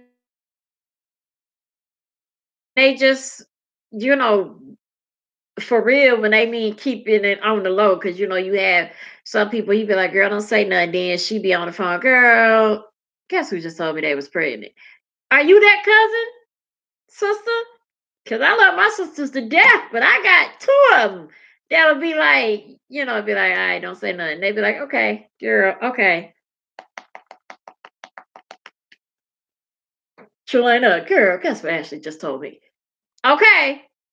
I mean, full fledged, quick and in a hurry. My phone won't even be cold by the time they do that shit. Okay. Like no joke. All right. So are you that sister cousin? Are you her? So she might be keeping it from that. It could be ain't neither one of them trying to lose their job. But whatever it is, um, you definitely need to be telling her stop screwing niggas at the job. That's a full fledged fact. And that's it. You just gotta work on your cousin. But as far as him, no, don't approach that man.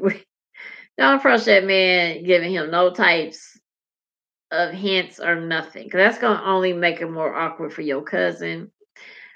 And she don't need all that stress.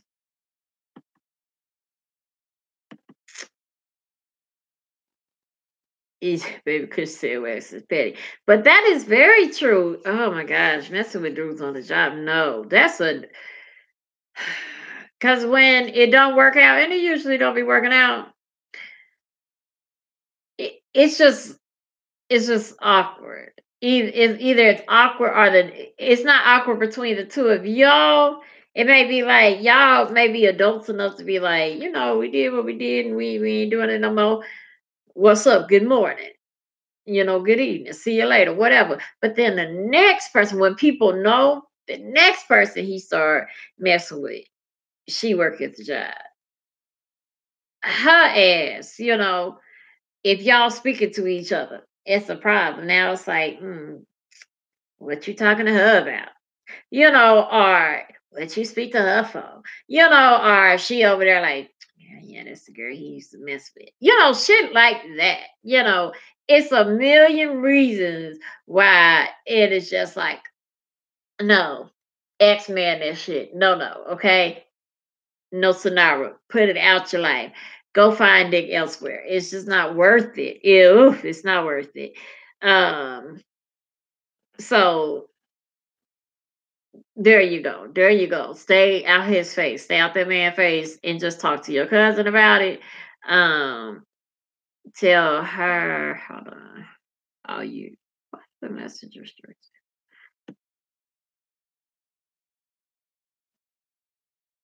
It didn't say, huh. I don't know why, baby Kush, why it's restricted. Because didn't nobody restrict your comment. It wasn't the moderator, which I think is just whack. Because that being said, nothing in a while. So, um,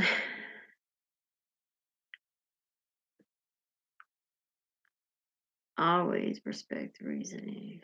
True. Yes. My friend who has a girl had a boyfriend. She noticed for a long time whole cucumbers what were in the trash can, and she never ate them. He would use baby cucumbers.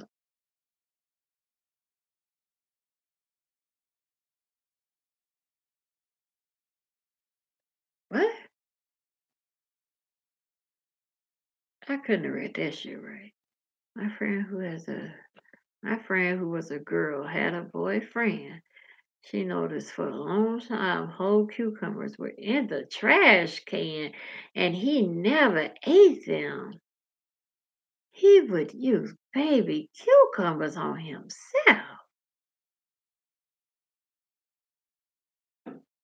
Ugh. Unique. How in the hell did she figure that out and get the hell out of Dodge? Please start typing that up right now. I need you to, baby girl. I need you to be typing that right now. Oh my gosh.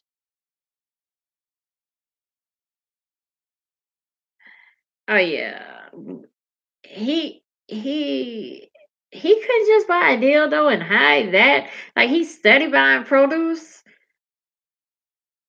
whole cucumbers and shit. Oh hell no! Then I'd have found that out and I'd have backtracked. Have I ever ate a cucumber? But if he just would have been like, "This is my last cucumber. I'm gonna wash it off because I ain't, I can go get another one till Friday or some shit." And then he didn't wash it off, put it back, and you ate it, girl. Oh hell no! Oh my gosh! Oh my gosh. Tiana said it was in his butt. It wasn't in his ear. I mean, what? That is how did she figure that shit out? She cried telling me this. I bet you she did cry. Oh my gosh. I would have not no produce dudes. You just buy a full fledged dildo. So when I find that I could be like, the fuck? And then we go from there. But produce dude, he was into some kinky shit. Did he have a fetish for cucumbers? Some people be, y'all know, like I don't know how I came across this shit, but uh, I saw where a woman, this guy, she was talking about her guy being obsessed with like oral, like always giving her oral. Because of course I'm like, girl, she was like obsessed with her. I'm like, bitch, they all like that ain't nothing new. You ain't telling no damn new story. But she was like, with obsessed with doing oral on me. And I was like, you still ain't saying nothing new because I ain't ready to quite a few new. Like, godly, okay. Do you want to do anything else? Like, is this all you got planned? And so that ain't even unique. But then she hit it with uh he either has to have orange or lemon. Either one will work, an orange or lemon. It's to where like he will like, doing the do and like literally I guess just basing it. I don't know. But he would like be squeezing the lemon or the orange. On her little hoo ha down there, and then partaking, you know. So yeah. And I was like, nah, bitch, now you got my attention. What? Like what? Why would he be doing that? Like he will not do it without that orange or lemon. And they had like two bags of oranges besides the ones on the table that was in a bowl, like in the house. Like two like potatoes, which they were stacked up over there, like so he just sliced oranges and eating coochie. What? Like that's a unique ass situation. What y'all got going on over there? And what how did the coochie and the orange combine? How did he one day make the two combine that he became obsessed with it? I mean, how did he just I'm gonna squirt this on this over here and see what it tastes like? What the fuck is going on in y'all bedroom? Or whatever. Like that was some crazy shit to me. Unique. I ain't seen no paragraph from you yet now. I'm looking, child.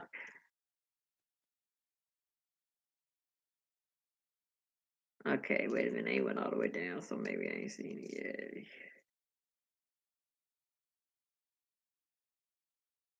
Hey, Las Vegas, Ann.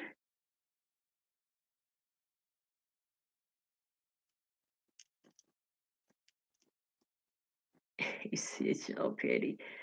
Oh wait, the fetish is real. Factual. Yeah, not minimal. Girl, that's what I was like. Cause I was like, would it? I don't know if it would burn. I mean, I don't. I guess it shouldn't burn unless you got some shit on going on down there. I don't know. With a lemon burn because it's sensitive. So I don't know. And she that wasn't no shit. She answered like I was like, now everybody in that room interviewing, nobody had a fucking question when it came to the damn lemon. Okay, nobody. And I would assume because she said she was saying like lemon or oranges, have to have lemon or oranges. But then when they went up in the kitchen, she had stacks of oranges. So I was like, is it that he liked the orange better, or does that shit burn? Let me know. I need to know, woman. Like you got this is shit you got to be answered. You can't hit us with that okie dokie type shit and then not give us the okie or the dokie in the story. Like you can't do that. But she did it all throughout that bitch, and I was upset because I needed questions answered. Okay, and she didn't fulfill. I didn't feel fulfilled after that. I mean, I needed to know how they got to their situation, and they had even showed like a little clip, which of course was blurred out. But I mean, being all dramatic with that bitch, just, I mean, y'all, when I say, he's just, like squeezing the orange, just like nigga, you is not a chef in the kitchen. I mean, he just squeezed, just juice just coming out, and then he, child, I was like, that right there would get him smacked from annoyance. Like I couldn't even, because I'd be just looking down there like, nigga, if you get the fuck up with this shit, get off of me with that shit. What did you like? I mean, just child, he was too much. He was too dramatic with it. I can't stand that theatrical shit when it's not needed in the damn bedroom. And he was past theatrical, okay? But I don't know. That shit had me crazy. Like, okay. But people have all type of fetishes. So yes, baby, because she said the fetish is real. Yes, that shit them fetishes, child. Okay. Child, I'm like, wait a minute. Anal G, but that's a ball. Child.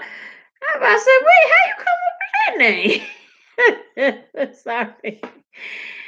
Ain't that unhealthy? She must be consistently having UTIs and other crap.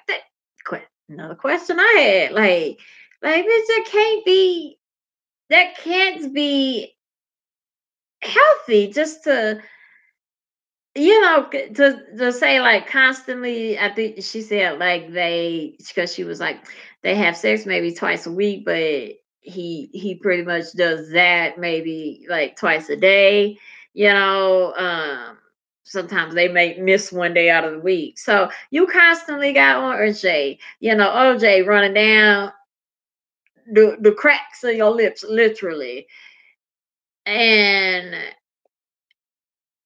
your body just ain't been like, bitch, what is this? What is this constantly being put on me yet? I mean, it's questions that unfortunately we can't answer that, she should have answered. Like, that's why I was like, who in there interviewing this shit? Well, y'all ain't, you know, we got questions, damn it. Okay. For a couple of years, she noticed it. A couple of years. She noticed it. The trash bag broken open. She saw a cucumber and a meal. It smelled. He didn't even. He couldn't wipe it off or wrap that bitch up in a paper towel or something. He just oh, that's nasty. That is just nasty. I bet you she can't eat cucumbers to this damn day.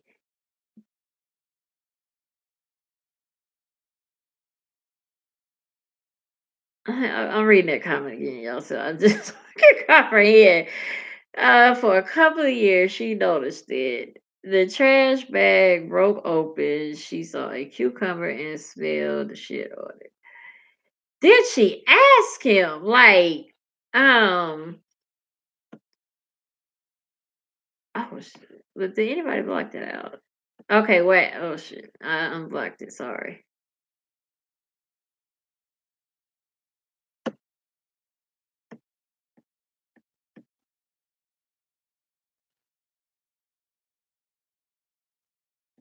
Okay, Wax, can you block that comment that you had already blocked? Because I unblocked it and can't block it now. Didn't mean to do that, but I don't know. I clicked on it. Then she caught him. She caught him doing it. How was he doing it? Like, how do you do that? Like, you got to be bent over and or do you like how would you do that? How the hell would you do that for real?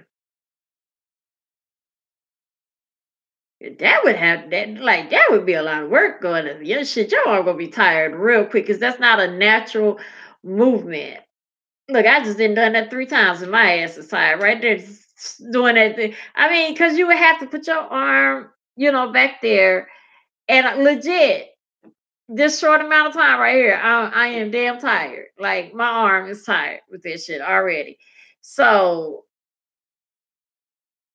and then you can't like I just yeah, he wanted that for real.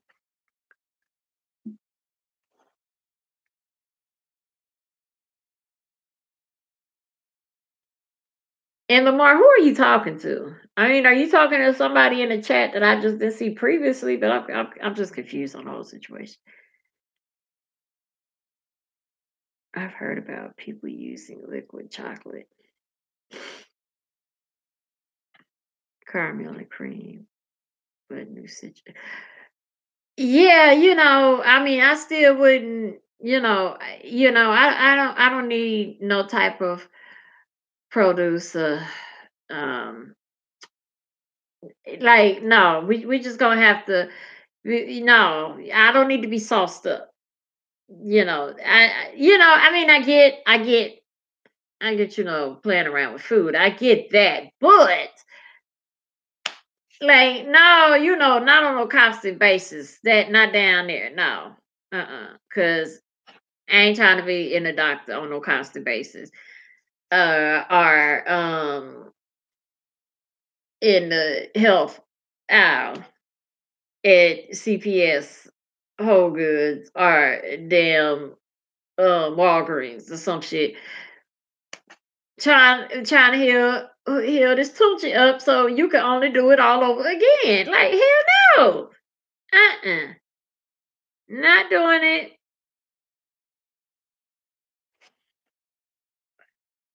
How what happened when she caught him? Unique. I mean, like, was she like get out now? Did she do the white girl thing and run off? Like you know how they be like and run.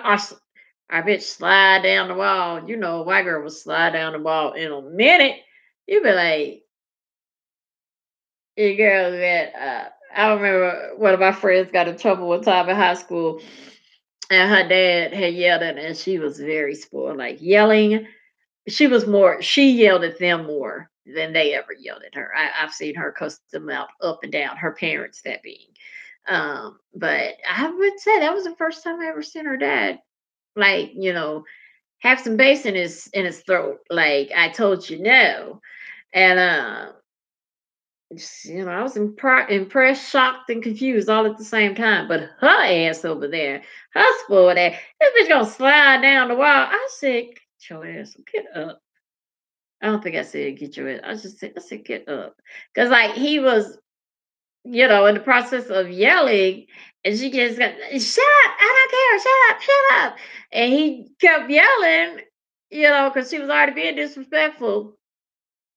And that wasn't working. And I think she went into the okay, I'm gonna do the cry mode next, the crying. That really didn't taper him down. So they see, she just all sliding down the wall. Just I said, I'm thinking like this is not a fucking Lifetime movie. Get your ass. What is you doing? I just remember I kept whispering, saying, get up. Because I'm telling you, my daddy would have came and snatched my get your ass up. And my mama, it'd have just been a belt. You'd have just it'd have just start whooping. You want to slide down the wall? Get your ass up. What is you sliding down walls for? We got to whoop for being on the wall like that. Hell, you'd have been out in your clothes all day. You'd have slide down my wall. I'm gonna beat your ass. That's what a black parent would have done. But like I said, it was different household for different folks. But yeah, did she do that dramatic ass shit though? Because that might call for sliding down the wall. They're like, I don't know what the fuck. Either that, just what? Because like I said, I'm gonna go back to when the last time I ate a cucumber in my house. I'm gonna have to space out and really evaluate that because you can't tell me one a few times he was like, shit, I ain't getting my check to I'm broke, especially they raise prices in the summertime on cucumbers.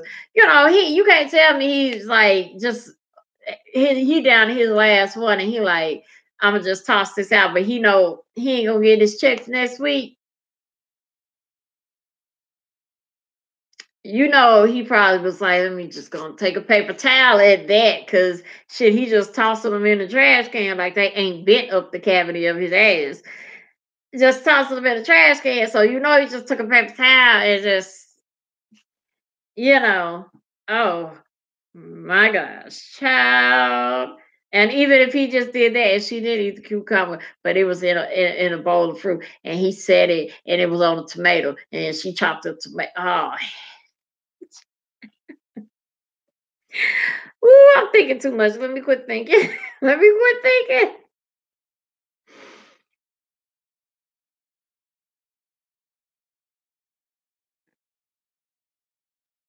Okay.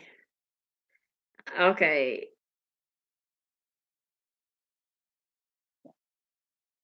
Mm.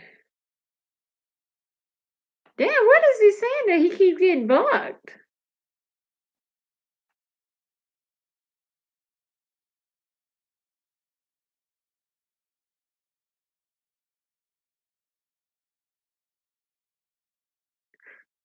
Abby, you had a guy ask you to do that? To like put something up. the back cavity or put a cucumber in the back cavity. Either way, my answer would be no. But I know you're more liberal than me. So what was your answer? Probably no too, but I don't think a dude he should never feel safe enough. Not safe, but don't ever ask me that. If you know, okay, college. Them college dudes will experiment. Don't be I'm I'm gonna leave names out of this, fraternity names and all of that. But have you ever been to one of them little fraternity parties where they, doing the stepping and the yeah and and all of that, feeling themselves, the rivalries, stepping thing may come, may come over there, little step off may break down, whatever the fuck, whatever. What was that drum line, them drum line situations? Like you be like, am I legit in a movie? What that shit really be happening at colleges though. Like that shit really do be happening. They be mad competitive and will stop a whole damn party to fucking have a step off competition. Okay, like that's a legit thing that happens. So let's just say in this, let's just say that's what happened. Okay, and it's the fraternity the fraternity that comes through, is doing they little patty cake bakers, man, and the party of the fraternity that it belonged to, of course you're not gonna come intrude and that's an intrusive thing coming to uninvited coming to do it to outstep me at my party. You're not going to do so. Of course they go into where what is it called? Is it stomp the yard? One of them type of like one of them type of battle type of things, but it's just a dance off. We about to have a dance off, dude. Hey, that's what it basically amounts to. Um and they win the they kill it, they do their steps, they little yelling and all that. Superb job. They, kill the other team. Like y'all, like, they had a little what's that, the Apollo where they be doing I forgot what the words is, but it's like literally a saying. Ah, but it's basically like saying like move on, like it's a get your I can't remember what the hell to saying. But it's like it's so embarrassing saying where it's basically like move on and get your stuff and go. But the whole crowd doing it, it becomes like it's an overpowering experience to where you just tuck your tail between your legs and go.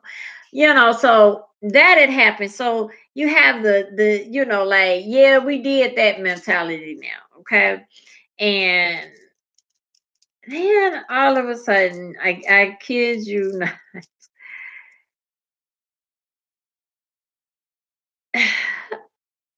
all of a sudden, niggas' pants just started coming down. Like in this process of celebration and like we did that, we whatever they doing their little basically their little high fives but in stunt movement. I mean in like stomping movement. And I mean, I don't know how else to say that, but pants start coming down while doing the stomping, like literally, like a dude put like yank his pants down and then started doing the stomping like even harder, like, and it's like, okay, how you just be looking around like that ain't normal, but okay. And then you have a couple more, and you like, okay, so now it's three or four of these niggas running around, and everybody cheering them on, and it's just like, but what you got to put down your pants for? But whatever, I'm not in a fraternity or sorority, so I don't. Y'all do y'all. I'm just here with the rest of them getting these free drinks. Um, and then more and more start doing it, and then they say, you just see full fledged D everywhere. Um, and these like it was I can't y'all. I mean, like imagine dudes pulling. I mean, just doing this. Just pull your pants down. Now you're stepping and your D just out, just swinging everywhere. And it's like if it's majority men in here, and of course it was plenty of women, but the fraternity outranked by masses, and then you had dudes that were not in fraternity.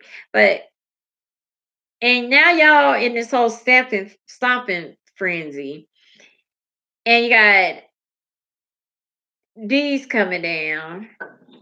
And this was after the thing after the winner, like after they won. The other, like most of the dudes, I know it was a few dudes that wasn't in no fraternity that I saw. I'm like, nigga, you ain't in the fraternity. They managed to stay up in there. Probably just staying cut low in the cut.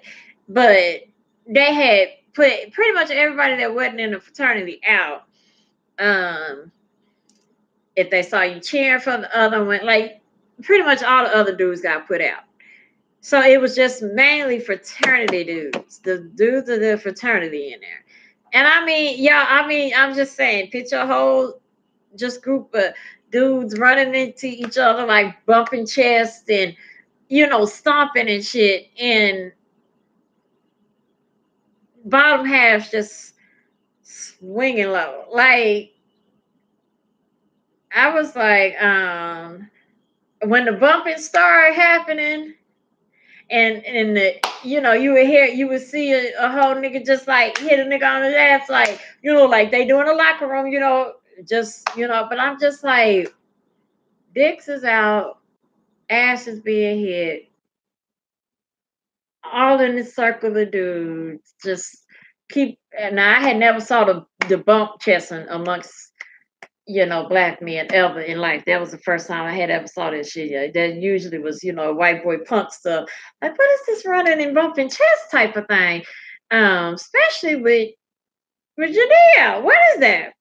So, after that, like I said, by the time we left, it was some questionable shit going on. Like the way you hit that ass, nigga, I saw you grasp it a little bit. Like I saw that with my own eyes. So my question is, if you going out with this girl over here that ain't happen to be here, but she stay right over here, why did your hand just cuss this man's bare ass like that? Cause I saw it. I saw it, man. I seen it. Okay. And there's you smack an ass and then you smack an ass. It's a difference. Okay. And he smacked the ass, not smacked the ass. Like, no, you took a little time in that to enjoy that ass in your hand. And then you cupped it, dude. You cupped it. It's also smacking the ass, and then it's cupping it when you is literally cupping the bottom of the ass. And that's how they, just walk up behind him, like just cup it, smack it, kept on walking. And the other dude just did it right back. It was weird, y'all. I'm telling y'all, I'm 100% sure some even more weirder activities happened when we left, because we was looking around like, let's go get your shit, let's go. Matter of fact, just put if you ain't open that drink, put that shit down and let's go, because this is the type of shit we've been warned about. Okay, like I mean, legit, we was all like all at one time, ready to go. Let's go. You ready? You you ready? Let's go, girl. Bring that ass. I mean, that's how we was for real. Like we was like, we got this bitch. Because it was, and after that, and I mean after that, I was just like, you can't convince me from what I saw with my own eyes. You can't convince me that shit don't be going down. And then one time I saw a documentary. This was shit. This was hell years after I was this years after being out of college. On that same fraternity, where it was a video going around, and the same type of situation happened, except for I saw it was nothing but me. I didn't see no girls, and I looked at that video. How I know I ain't see no girls in that situation, but these dudes in these same fraternity, it was the exact same one.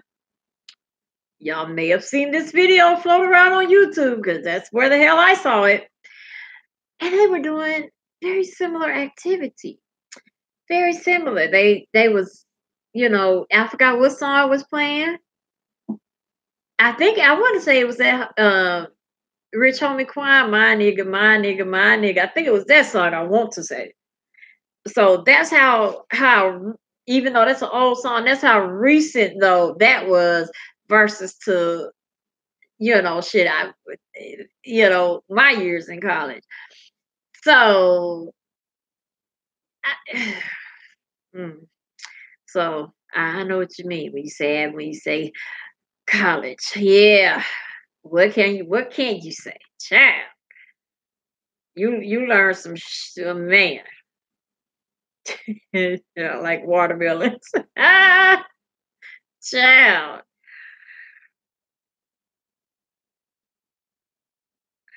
Not like Ben lost his mind. He would have been fighting all of that.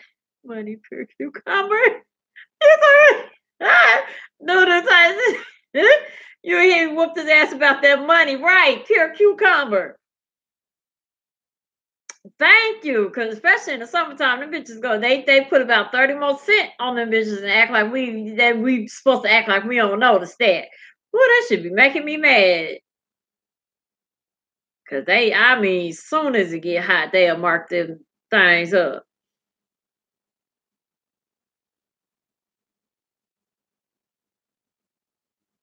Cause you said he be getting ass whooped. Per pound, I'm whoop that ass per pound, man. I've also had an ex ask me to use a strap on him. He even bought one as if to surprise you, but I couldn't bring myself to do it and broke up with him. He brought a whole strap on for you to strap on and act like you got a D and imitate.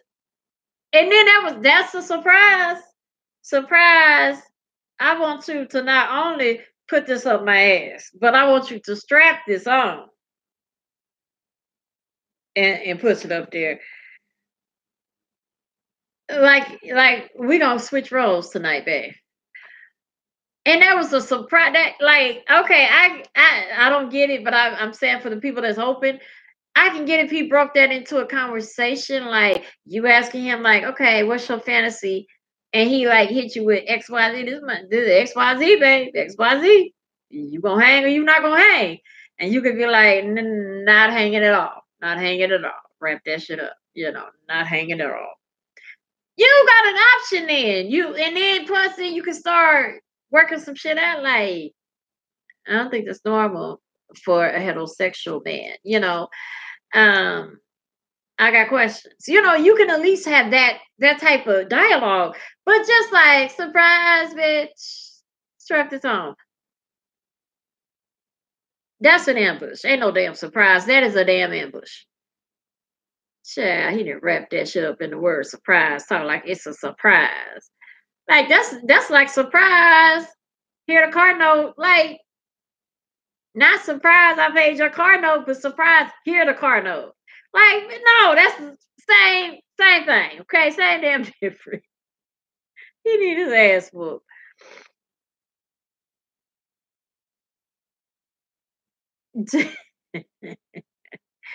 Oh, that's different though. The ask to one thing, put this up. It's then the strap. I don't know. And then even with just a question for a strap on, since we're talking about them, I ain't never saw one in life. On the other side of the strap, is there anything that stimulates the actual flatness that Tunchi that over there? Is there anything like you got the strap on? So you got the strap, and then you got this hanging out. in order to do whatever it's gonna do. But it's pressed up against your cookie jar. So is there anything on the other side that will stimulate your cookie jar, or is it just you just humping in? Because from the the stuff I done saw with my eyes, it totally. Cause you know how dudes like porn, they're like porn with two girls doing something, and it's just like, oh my god.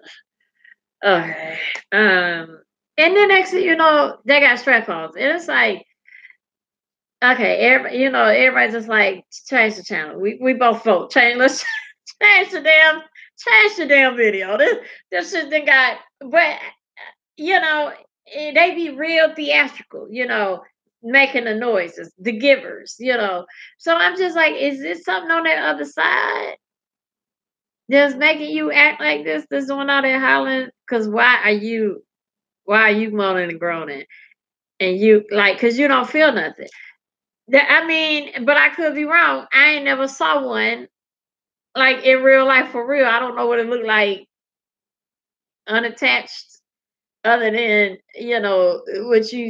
what we all then unfortunately saw in a damn porn with them help us put that shit on and be. It just be like, bitch, that I don't want to see that.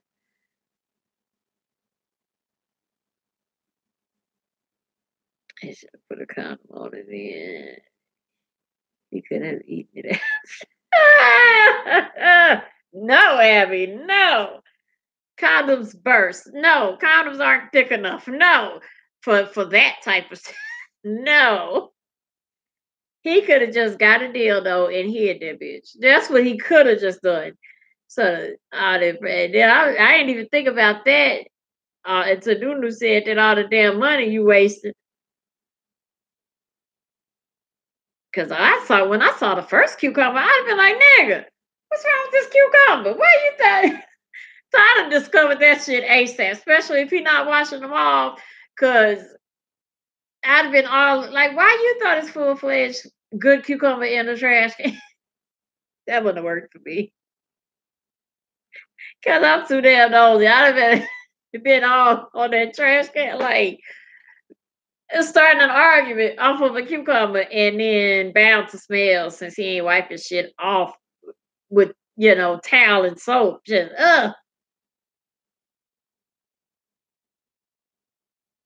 you couldn't push too freaky stuff. But, right. It's a freak level everybody got you, child. Yeah, I don't blame you. Yeah, some of us just ain't got it in us to wanna screw a dude. We don't have that in us. We don't wanna fuck a dude. We don't care getting F by one, like our dude, hey, we do that all day with our dude. But doing that to you is a whole nother situation. All right. You you go ahead, Hershey away. And no, don't take Hershey away from me. I got some chocolate on the couch. Don't F that up, Happy, with having me think about that. I would have broken up with him immediately. I don't play that ish. Yes. I think she did say she broke up with him. She wasn't sure she wanted proof. Oh, okay. No, she wasn't sure she wanted proof. Well, she got her proof walking in on it ass. For real, anytime a cucumber strap on. Wait, for real. Anytime a cucumber strap on carry can satisfy you. Ain't even what you wait. What you have vegetables must be doing something better than me. I didn't think about that. Right. I didn't think about that, dude. Looking at it that way. He found out Ash was going eyes wide. Eyes wide shut. Girl, no, you ain't got to find out, dude. Girl, I was out. I was like, I mean, honestly, it was what four of us. We was all like, I mean, seriously, I remember one of the girls was across the room, and my one friend, she was like, uh, because you ain't supposed to have liquor there, but they always had liquor, and she would go to uh people was the sororities was always trying to get her in a sorority, and it just wasn't her thing because it wasn't her thing at all. She wouldn't have worked. So none of us wanted to, none of us strive to be like in a sorority. That was not none of us was even interested in it. But they would always come after her, the sororities would always be wanting her to be in it and stuff like that, and because she was a really cute girl, and then she could dance really good, and then her parents wasn't broke. So yeah, they had multiple reasons. And then I think her mom, I want to say her mom, I know her aunt was one, but um I think her mom was one too. But it never, like, child, all that shit, like, it's more to them sororities and shit. It be looking like, it's just like a club, but no, you be having dues, you be having meetings and um shit you gotta do weekly. And it's like, I ain't about to college is hard enough. I ain't about to give all this shit up for y'all. Be having it's like having a job basically. And it's not free, okay? Because you have dues, okay? So this shit is not free. It's not free at all. So that's why I be like, yeah, they have you on a lifetime membership and lifely trap that ass. No, I don't think so. But they leave all that out with the the sisterhood and the brotherhood. They just make you think, oh, we're gonna have badass parties and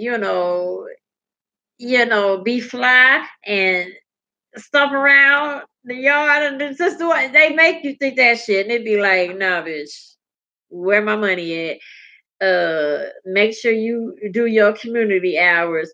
Where they said what you do for this. Go get this alumni money. Go. It be like I ain't doing all that shit. I ain't doing all that. But she would go to parties all the time that was pretty much different sororities hosted, whether they would be girls or guys. But either way, if a girl sorority threw it, the dudes would show up, unless it was a party for only the girls. If the guys would throw it, the girls would show up. The sorority, the sister sorority, or the whatever, the female equivalent of the sorority would show up for the males, and the males do the same for the girls. And so, it was just, I think that was like only my second or third one, because the first one was like or the second one was like a brunch. So I don't know if that's not really a party, but it was lit, but it wasn't, it was more like an induction brunch. Uh, so I would say that would be my third event that was held by a sorority. And then we had one that she knew like the back of her hand how they would be doing stuff, and like when they be doing all that or whatever them calls and shit. You can legit get into a straight fight. Like, say you're not in a sorority and you do one of them little bird calls they be doing them, because I forgot, I think is it deltas or I don't know, the ones to be doing that. Ooh, it be getting on my nerves. No offense to anybody out there but them bird calls be getting the hell on my nerves. But like if you was to do one, like if you do one and you're not in it, like they be ready to fight for real. It's like almost like waving a flag. Like, if you were blood and you wear blood, or you wear a crip rag or whatever, and you ain't one, they got questions why you got this rag on. Same way a sorority is set up when, if you doing hand gestures or throwing the sign up, or um like I said, doing them damn bird calls, because that's what the hell it is. Um it'd be the same thing with the girls. And so, she always like told us what not to do. Sometimes you could, you ain't supposed to have a certain color on if it's the sorority. It all depends, different wood, but she would always keep us hip on that. So when she got to looking like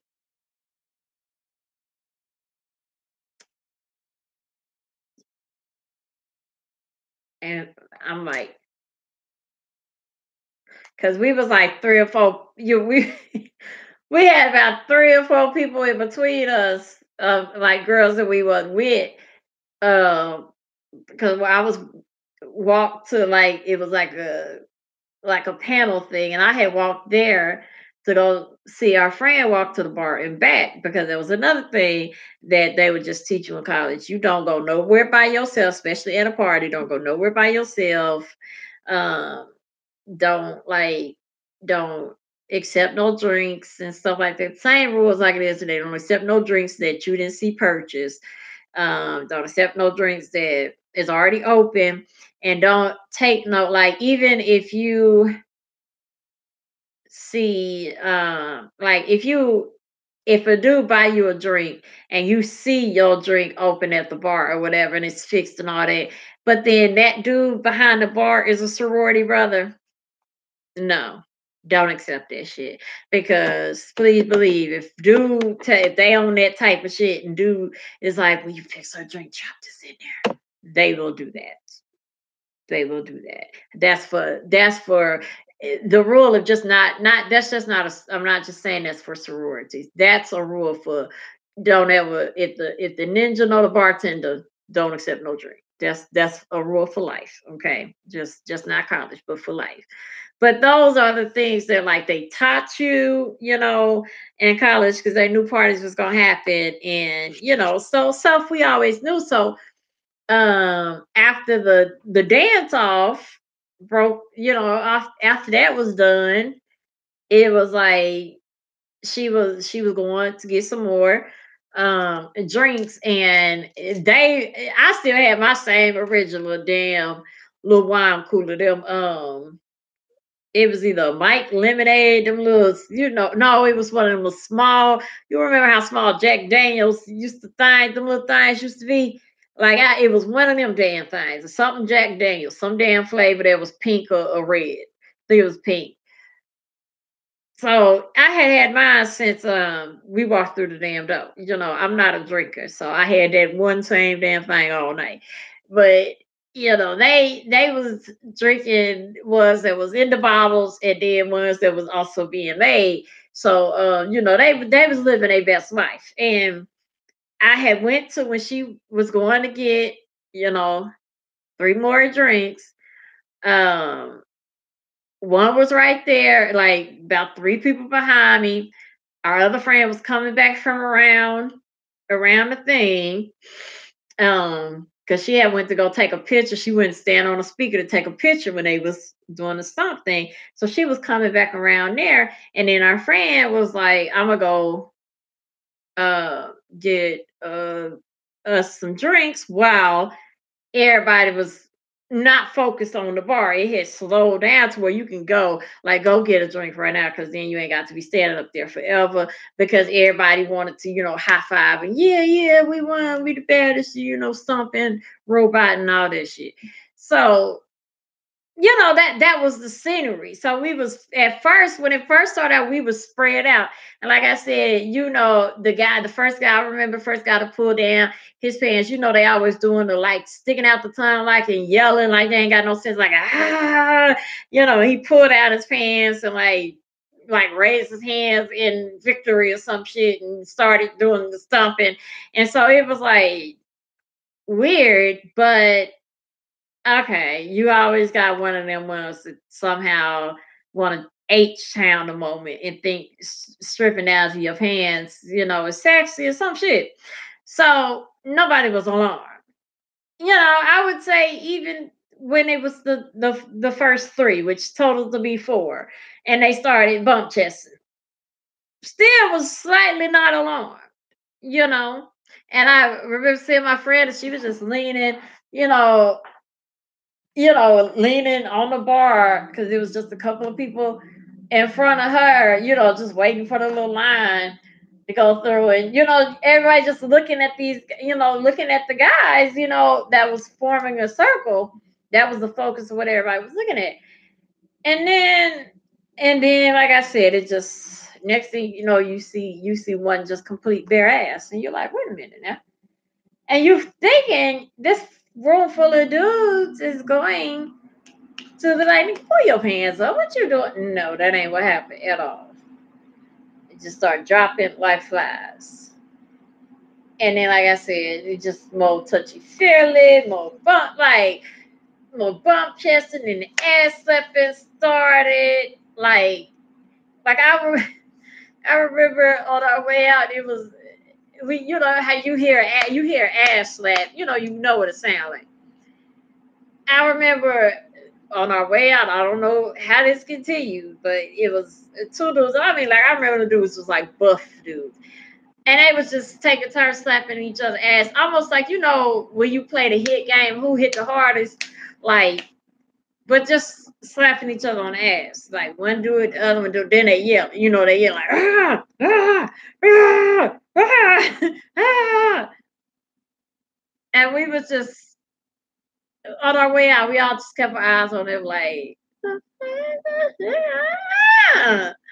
like, yeah, get your shit and you know how you be talking without your mouth moving because you don't want, you don't want everybody to see. I just remember my friend, she, she literally was like, she was like, fuck them drinks. Bring your ass. She did some little damn referee moves. And she was just like, no, we getting the fuck out of here because it just got weird. When you feel something like this, this right here, this is not how. No, you just feel something. Some don't feel right, and you feel like you need to leave. And that's how we all felt simultaneously. And it was like we didn't know whether we should be like, um, um, we didn't know if we should be like, you don't want to make no scene. If everybody is across the room and simultaneously everybody gets a weird feeling across the room and y'all make eye contact and that eye contact is just like but your eye contact is like and we just found ourselves we be like go ahead go ahead let's go let's go and it was just like all four of us was like wrap it up you know because I strongly believe a huge orgy was done. It was probably male and female, but definitely, I believe a huge orgy was done. And then, therefore, after, like, I even in college, you would still hear those rumors between. Mainly, it was that sorority. Now, just in college, it was that one sorority. Um, But when I got out, I could hear stories of like, nah, bitch, they all like that. But now I'm not saying all the dudes that are in sororities do that because that's far from true. I'm just saying what I witnessed that night, and them niggas in that room was on some suspicious activities, and yeah,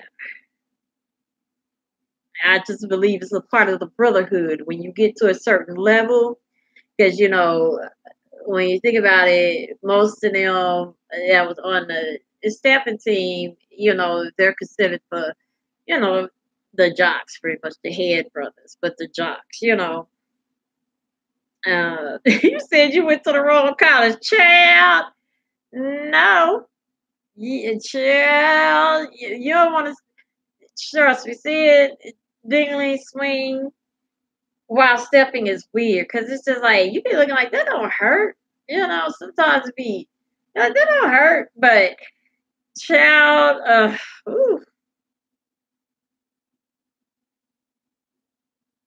shit, my boys never did this shit before. You off the yard, girl. I'm sure it is a porn out there, probably with that very title. That I want. Oh, this I see you gonna make me go look some shit up. It should be. They be coming up with all that other type of shit.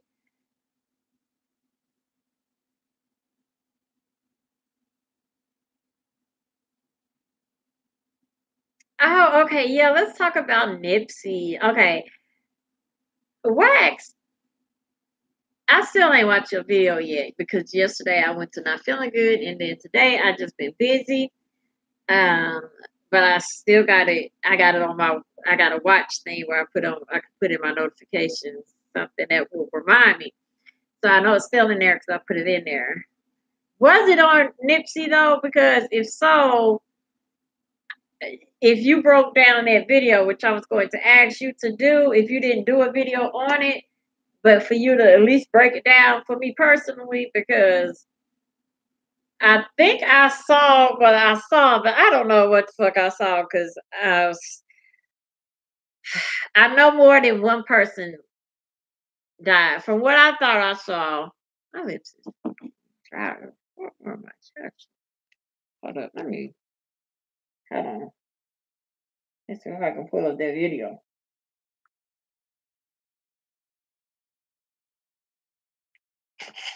Um,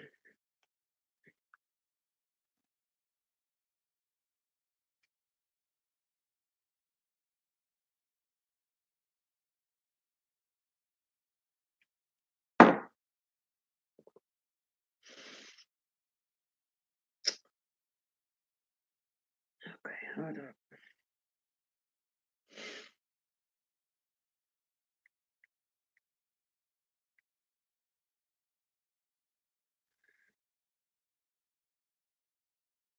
Child, you go look up so much stuff on them now. You just um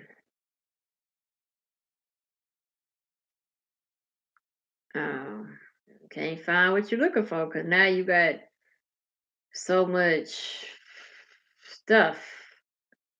Okay, this is it. I think. Let me see before I hurry on. Yeah, where? Yeah, yeah. This is it. Where he gets shot at.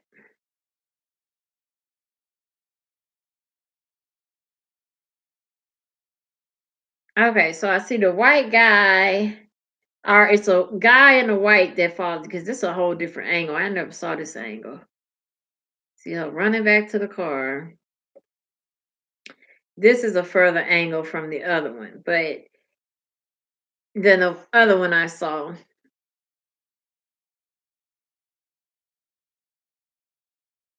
which y'all ain't gonna be able to see in full detail, but I'll show you. I still got my little sticker on here, y'all. You know, trying to I'm one of the type of people that will ride the hell out of that. When you first get your phone, ride the hell out of it until that bitch fall off in order. Especially since I fell on my phone last night. Glad that was on there. So, but y'all can see pretty good. Okay, but this we all know that's the scenery. Now you see where the white car, the furthest one from us, um, and see how the guy right there fell, like in the very corner at the edge of the screen. I'm assuming that's Nipsey, but I'm not sure. Like, and then her running back and forth to that car, to the black car. Um, like, bitch, what is all that running you doing? Why run? Like, she's just confusing me. Why did you run to the car and then ran back from the car? Like, that shit. Hold on, it went to the comments. My bad, Joe. Okay.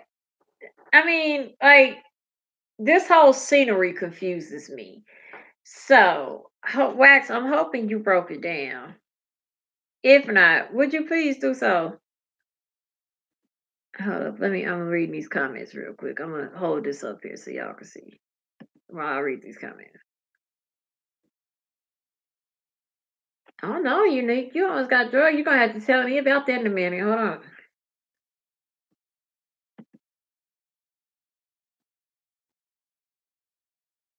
Hey Tasha. Sorry I didn't see you when you came in.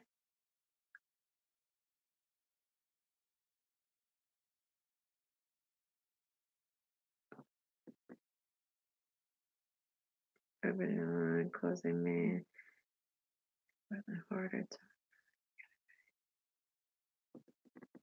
okay. Um.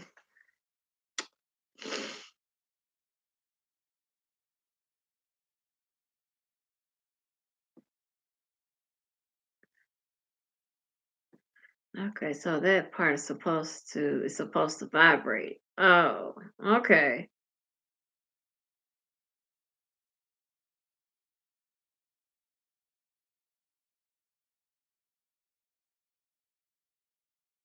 Um, so it's supposed to vibrate. I guess that bitch would have to be super tight for you to. I don't know. I guess so. It's just pretty much a clitoral stimulation versus you actually feeling like some D in there. Or do they have two sided? Do they have two sided? I have to Google this subject. Y'all got real questions. Um,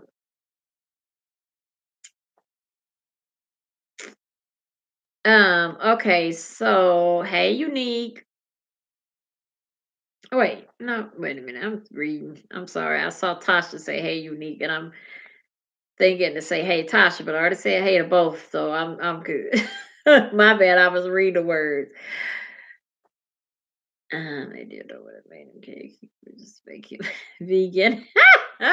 Abby. There, G spot is back there. In the D in the B. I don't know. I don't know about unless well, I think it's near the twins somewhere around there. Yeah, well, yeah, prostate, I guess. Em said which site you watching. How they can cause a man to ejaculate if it wasn't hard or turned. Also, you can imagine prostate exams are so traumatic. Ugh. God, them prostate exams scare me fully. Annoy me that annoys me. Person in bed. A quiet person in bed. Hello, you are part of somebody. I get that. Yeah, I get that because I like. I'm not gonna say that I like talking because I don't want you to like. If you talk too much, it's just like shut, be quiet. But if you know the right stuff to say, I don't know. I like talking like just every now and then, like certain things said every now and then, but not just no full fledged conversation going on, which I know some people can do. But yeah, I don't like. Yeah, I need you to be making noises and things like that, because this should be telling me my level of what I need to be doing, but I need to up my game. It's kind of like a meter to show me what I'm doing, if I'm doing it correctly, if you need more, all these things. But I'm talking about, how porns be. That's why I can't rock with them because they just too much. It just be theatrical, it'd be too much. It'd just be like, it just, I got to go because y'all just acted. So it's just all that hollering and, just this is basically what's going on. Not, like bam, bam, bam, but just the, it's like, girl, what is you can't be feeling nothing with them baby pumps, just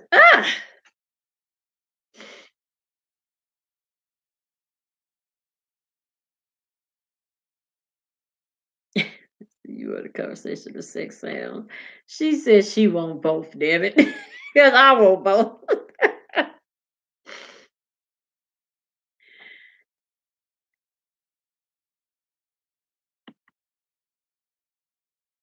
Okay. Exactly. A little of both.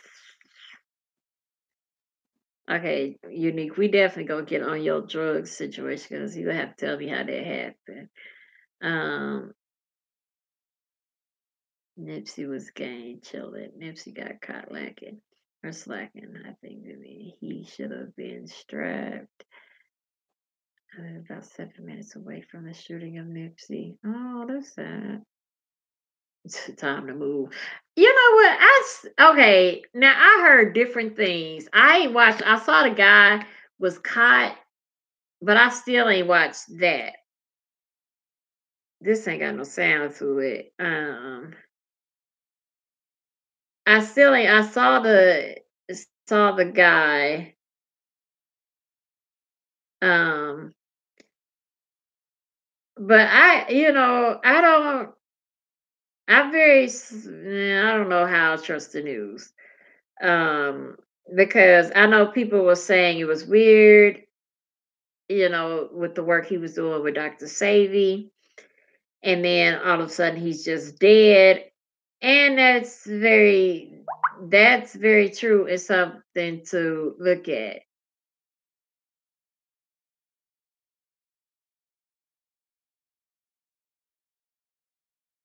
Okay.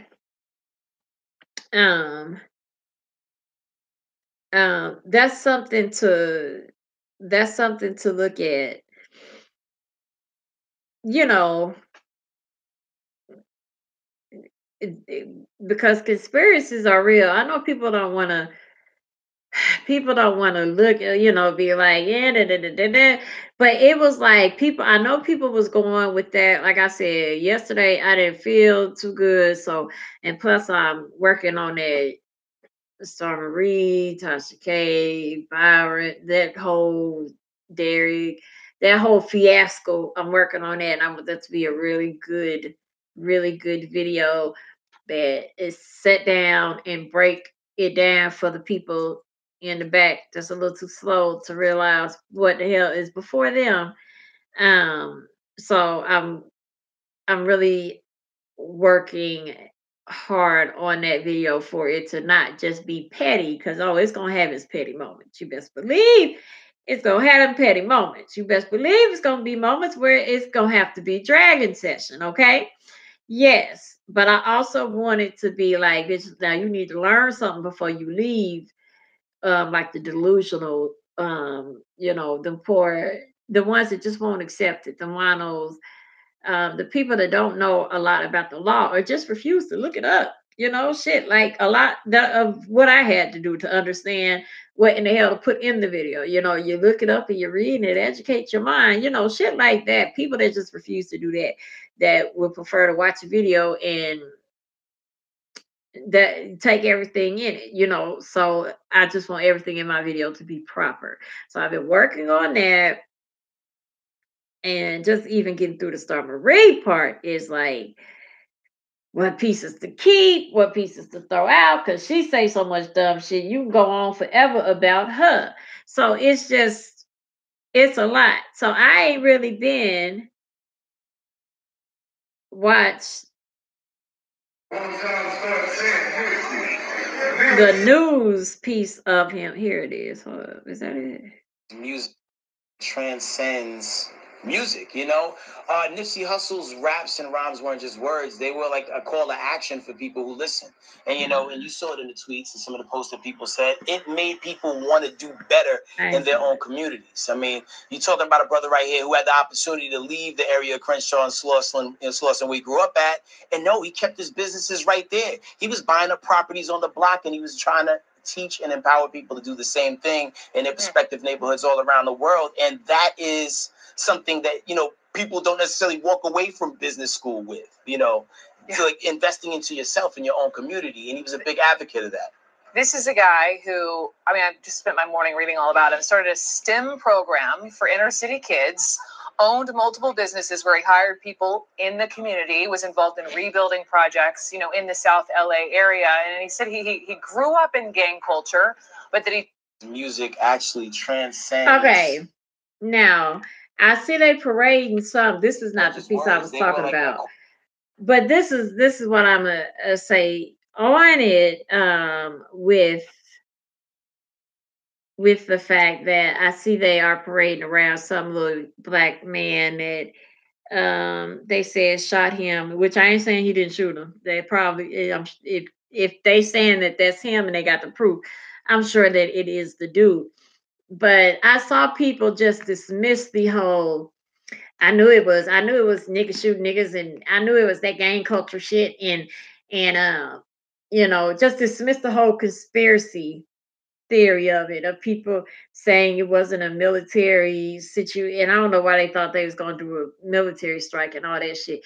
But my thing is just like, I hope common sense did not lead people to think that they was gonna send, this suit and tie type of military sting, ninja to shoot another ninja amongst ninjas in the hood, and notice one ninja, but not this other one. And he would have got that far in that deep in that close to Nipsey. Like, let's just be real. But what the government will do is much like um the Kanika case. They will infiltrate people that you know and give you a few stats or a straight threat and do XYZ. You know what I mean? What I'm saying is with Dr. Nips, or not Dr. Nipsey, Lord have mercy, Dr. Savy was a man that is literally on record for curing certain uncurable diseases. That is on record. It's on record. Now, the United States government say it's on record, unexplained. But Dr. Savy explains it. He explains how it's done, but y'all still say it's unexplained. It's on record during his trial that it was several people. I think the one that stood out the most was the they didn't. I don't think they released the person. They wouldn't release they. I think they called it patient. I don't know if it was patient A or patient X, one or the other. But that person had that person had a very severe case of AIDS. Okay, it was no longer HIV; it was straight, AIDS, and the person had been given that, like, you got a couple months. They got a hold of Dr. Savy treatments, and that couple of months turned into, years of being on his treatment. And I think it was a short amount of years. I think not probably didn't seem like a short amount, but I think it was like 2 to 3 years when that person went back to their doctor that diagnosed them and treated them when they, said that he had AIDS or they had AIDS, because they don't say if it's a woman or a man, it's just patient X. But the doctor treated this person, diagnosed this person, and this patient actually went and got several different, like, I guess they was in denial, so they got several different diagnoses, like, because they ain't want to believe they had it. So after being, sectioned off or wherever the hell Dr. Savy was at the time, being over with him, and they came back and was AIDS free. And that doctor tested them over and over and over. Now, this is in the trial records, okay? And that doctor tested that patient over and over and over, sent them to other doctors that previously knew that that person had HIV or had AIDS, and that did not know. And everybody came back with, no, this person ain't got AIDS. And of course, the people that knew it and, like, they don't have AIDS is batshit crazy. The doctors that had did it, and didn't know prior that this was a AIDS victim, um, they didn't know when they was testing them, but everybody came back negative. Well, the government ain't gonna say that's what's. I think that's the point where they was like, and who is this Dr. Sabi again? Because that person was like, oh, he's doing this, he's doing that, he's doing that. Some people that had hepatitis, he cured that. He did the diabetes, da da da.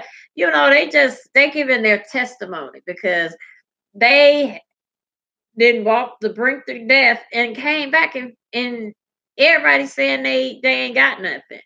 They back healthy again. And that's when the feds and the CDS got on his ass. Like, who is this black man doing what? That we charging all these people saying ain't no cure for, and he finding out what with herbs and shit that's probably locked up somewhere in the CDS, curable. But we got it. Um, I mean, why would we cure something when we can charge, our the medical field, the prescription field is a um what's the word? Is it trizillion? Shit, it's a word that's so rarely used. I want to say it might be trizillion. I think it's trizillion, but a trizillion-dollar business, which is basically numbers we don't even know how to say.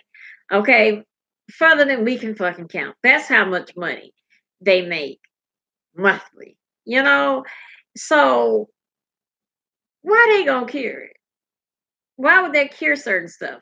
But anyway, that's the patient where they started paying attention to him, um, because they had somebody on record that, like, no, this person had HIV. Why don't they have HIV no more? Or they had AIDS. Why don't they have AIDS anymore?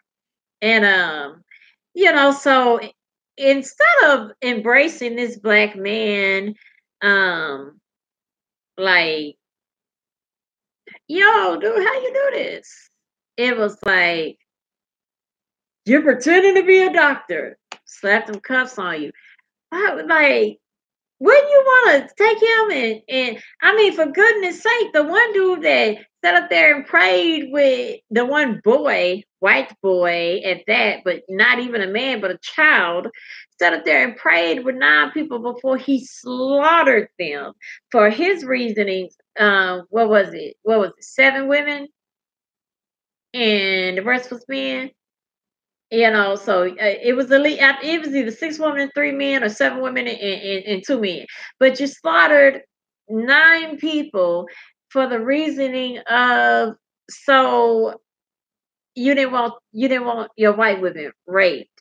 Um, 7 of them didn't even have the utensils to do so. Okay, 7 of them didn't even have these to go out and rape nobody. Okay. So, but that, like I said, that was his reasoning. That was his reasoning. Um, but y'all at least, he worked up a hunger. So y'all took his ass to Burger King after murdering 9 people. But somehow y'all went up to Dr. Savy and did a raid of a man that was curing people with herbs, and they did a raid, and and said, you're impersonating a doctor, which was a name that was given to him by the people. He wasn't going around saying he was a doctor. Say, that was given, like we gave Floyd the name the champ, the champ, and all this. Like Charlemagne gave himself the God, and some people call him the God, but we know good damn well he ain't no God. You know what I mean? So it's just that's what was going on with Dr. Savy. And they pushed that shit under the rug. They pushed that trial under the rug. Sometimes to get that full to get the full documents to even read the full transcripts, is that shit is hard. That shit is hard to get some of those very key important parts of the testimony of the people that came in. People, you had so many people that was testimony giving testimony that had their doctors prior that was saying, hey, this person for a fact had XYZ. And then you had now either that same doctor or another doctor saying this person for a fact ain't got XYZ. And this is what stands between that person. This is what this person is saying cured them. This is what this man is saying he cured them with. And instead of them looking like that, they said Dr. Saber was lying, putting people in danger. He was somehow they even started to say somehow these tests was wrong. They tested that one patient over and over and over. And instead of just saying, reading the thing and said, well, shit, you ain't got it no more. They, you got it, but I don't know, we just can't read it, but you got it. Well, how do I got it? You got it because you had it before and you can't get rid of it. But it ain't registered, so how I got it? I don't know, damn it, but you got it. That's basically how they did that person. Would have ran them batshit crazy if they didn't have if they seemed like they was a strong person, because literally that's what they started saying when more people got involved with it. Oh, he's doing some type of trickery, Oh, well, they sent the tests off this lab, that he can't be infiltrating all these labs and coming back. Oh, well, then they would have another reason. But no, if you think they're about to agree to a black man making curing diseases in the jungle of Honduras with the things that God put here on the earth, that he said that's all we need. And if we believe that, the man-made companies was going to just sit back and be like, mm-hmm, we're going to let you do what you do, black man. No. And Nipsey Hussle was, for one, doing a documentary of that and preaching that, as well as opening up facilities where Dr. Sabi teachings could be taught, and those same herbs and remedies could be bought and sold. And dude just come up dead in broad ass. They like it's a few rules to the way the hood works. It's a few rules. And this is all I'm saying is what I heard. I don't know if it's true. I don't know if these comments didn't stop working or y'all just ain't typing nothing. Because it didn't stop. After $1 trillion and Tell It Girl, Las Vegas, I ain't got no more comments. You said you follow me on IG, girl. It's a learning process because that's how I was trying to learn it. But um, I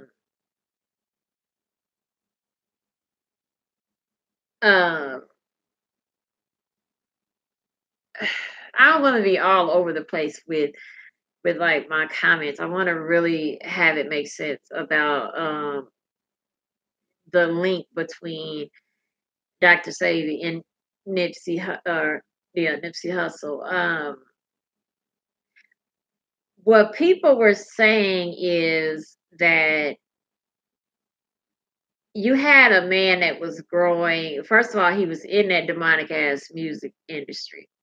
And it seems as to, I don't know if he was, what is that, where you have your own label, or not own label, but you do it by yourself. I don't know if he was that or whatever, but I do believe that he was not infiltrated with the the tricks that they offer, like, hey, we'll make sure you stay on top of the charts if you do XYZ. Whatever XYZ may be, that's the gateway they offer. You want to do this, and we'll make sure you stay on top of the charts. And then you say yeah to that one thing, and then now it's another thing, and another thing, and another thing. And now you sitting in a room full of people having to draw on each other's bodies butt naked with feces. That industry, that's what we're talking about. But what Nipsey was doing was making too much sense. He was getting too big. He was getting too he was speaking too much common sense. And unfortunately, in our world, when a black man, when a man of color, especially black, stands up in front of his people and fight for his people and preach to his people and make a difference. Now, anybody can get up and preach. Oh Lord, there's so many people on this um, damn YouTube. I can't think of that Pharaoh, that young prince dude or something. I watched a video of him. I just want to go through the screen and smack his ass as he was sitting up there talking about he did something talking about Nipsey and talking about people and you want to kill people and black people basically saying black people forever gonna kill black people so we can quit asking for it. And it's like, but dude, ain't you got a whole big old black fist behind you and that's your fucking message? Black people gonna stay jealous of black people and a nigga ain't never gonna get ahead because we gonna keep on doing that's your black. I'm supposed to listen to you, black man, black brother. I'm supposed to be inspired by that. Like, no, nigga, mute you. Mute your ass with R. Kelly in the corner. That's what people is. So no, you got people like that, and then you got people like him that was making it make sense. And it's like that woman said it right there in that thing. He bought up several properties. Okay. So now you have a whole black man that come from a culture where he was raised and taught. No, you kill each other. That's how you survive. You sell drugs to one another, and that's how you survive. He came out of that and going back to tell them same people, no, that ain't how you fucking survive. And matter of fact, let me give you the tools. Not only tell you, but give you the tools of how you don't do it. That is a threat to them. Now you buying property and shit, and over here you doing this, over here you doing a documentary over here. No, that is a threat. So if y'all don't think that somebody of power can get in somebody's ear and I give you a couple of grand and a McDonald's voucher if you gonna take somebody's life, yeah. And then when they do it, and then they get rounded up and picked up and handcuffed, slapped on them and paraded in front of jail, and they go in there trying to tell their story, they're gonna be laughed into jail. And the only thing we gonna hear is gang violence of Nipsey Hussle, all of this. Because one thing that we have got to believe amongst each other, we all know when the hood has a hero. We all know when your hood has a hero, and everybody love that hood. Yeah, they had a haters, but it ain't haters to where the haters want to kill him. It's just, I don't like that nigga because he always fly. I don't like that nigga because I can't get in his circle. I don't like that nigga because he got all the bitches. I don't like that nigga because he got money. It's always gonna be, but sometimes it is not always the case that you had the ones that I don't like that nigga and I want to take his life. Now, what I heard is it was some young dude that had just got out of jail and uh Nipsey embarrassed him because he came around, I guess, wanting to be down. And Nipsey was like, why the hell is you out? Because, nigga, you should have some years on you. Don't come back around here until you can prove that you ain't no snitch. Which embarrassed him, went back, got the gun, shot him. That's the story I heard. I ain't heard nothing else. If y'all have heard something else, or y'all actually, you know, got the info, you can put it in the comments. Um, yeah, see, he owned his own music. See, yeah, I mean, it's just like no, no, no, no, no, no, no, no, no, no. It's some people. It's some people that's just no. That's a threat. That is a threat to the system. the way the system is set up. A strong black man is a threat. A strong black man that people will follow is a threat. That's how they end up dead. And I think they learn from the Malcolm X's and the Martin Luther Kings, and I just all just those are the only ones they teach. But Lord knows there's so many more.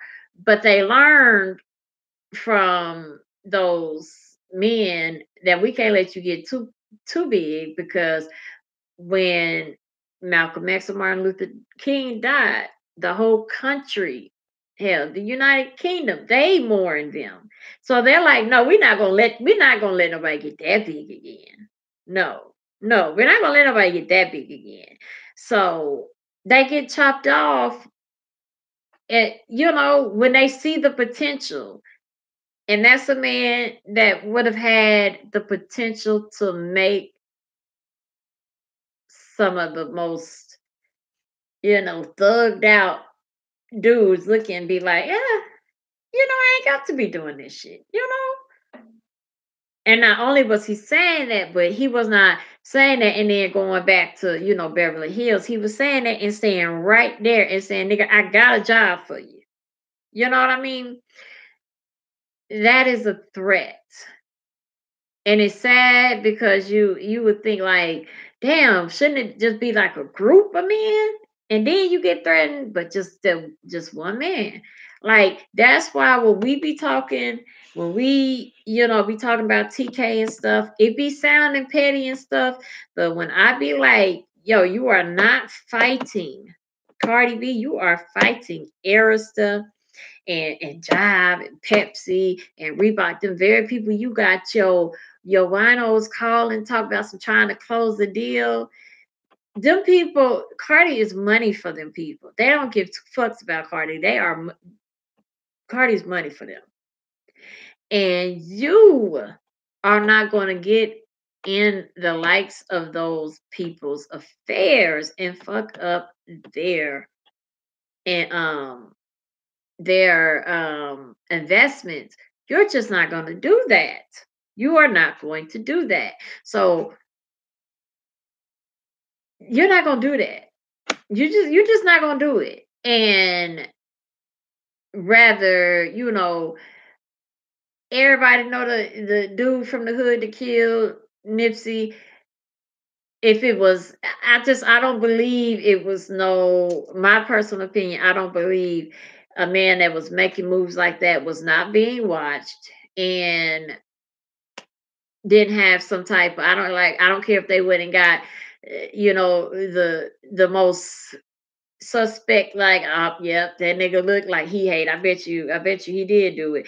Dude from down the street that did it. I don't care. Like I said, most people can be flipped. Most people can be influenced. And then some people just like, I don't care. I'm gonna put it on your ass. I don't care.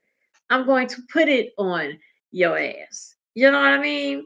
I was watching Young Turks, which is a news station, um, on YouTube, and they was doing a piece that uh this young black boy that was 13 years old was in I think it was like 1950 something. He was found guilty and killed in North Carolina, and the state of North Carolina had just, excuse me, issued a apology to the state of North Carolina, because you see this young man ain't got no family no more, because they didn't died out, and he was only 13 and a virgin when he was put in jail. So he didn't make any children to live on his legacy. So they didn't have anybody to apologize but themselves, which was the state of California or North Carolina, excuse me. So, but they apologized because they found that this little 13-year-old boy, and child, when I say he was big as my pinky, he was big as my pinky, did not kill these two uh grown, like, I think one was like 15 and one was these grown women. pretty much that was in there. Like I think one may have been in their 20s, young 20s. I can't remember the women age, but they were young adults, and this boy weighed 85 pounds. Okay, the small thing. Okay, or excuse me, 95 pounds. He weighed 95 pounds, and one of these women was like 110 or something like that, 110 pounds.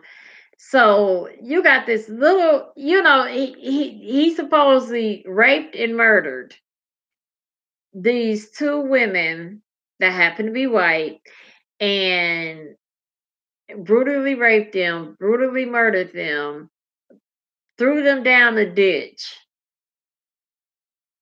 He did all this by himself. In other words, the forensics and all of that was in damn possible. The whole act was in damn possible. But this was the 50s. They didn't care. He was accused. They said he confessed. The boy said he never confessed. He never signed anything. Confessed. The the thing that was signed was um it was signed by the police. They can admit that now. They can't nobody go to jail for this. It was signed by the police. The confession was signed by the police. So this little boy that was killed by old Sparky, which is the name of the electric chair before they retired it. He was murdered, you know, by old Sparky because he was murdered um, by the state of North Carolina. That just now issued out an apology for murdering a 13-year-old boy that was innocent. That it was very obvious that he didn't kill. He wasn't even in the area. But that person that did kill him, which was probably a white male. Hopefully he didn't go off and kill nobody else, but he damn sure smiled every time he thought about the life he was living for the life that y'all took of a 13-year-old boy. So the government is not on the side of black men, period. They're a threat, okay? Y'all are a threat to them, full-fledged threat, all right? So, like I said, it's just too many, he was doing too many great things in the neighborhood for me to believe, you know, I don't know. I have to look more into it. But it sounds crazy, but the dates and the stuff, like he was killed on the 31st. These people really believe in numbers, y'all. For whatever reason, they really believe in numbers. And with him being 36 and killed on the 31st, and um, it was something else. It was. I mean, all the time you put these numbers up, these same occurring numbers come up. It's just, it's weird. It's weird, but I don't know. But I know he will be missed. Um it's sad.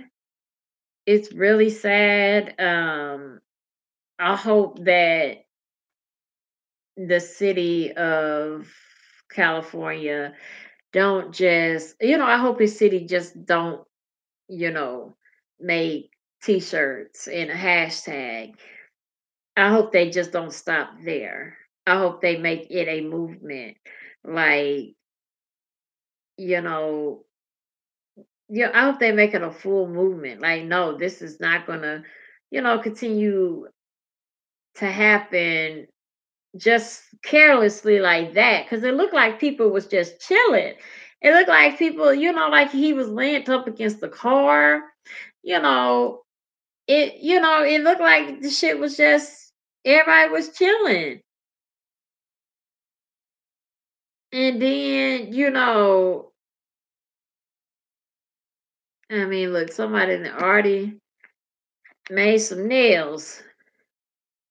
dedicated to him. So it's like I want our people to do more than just this, you know.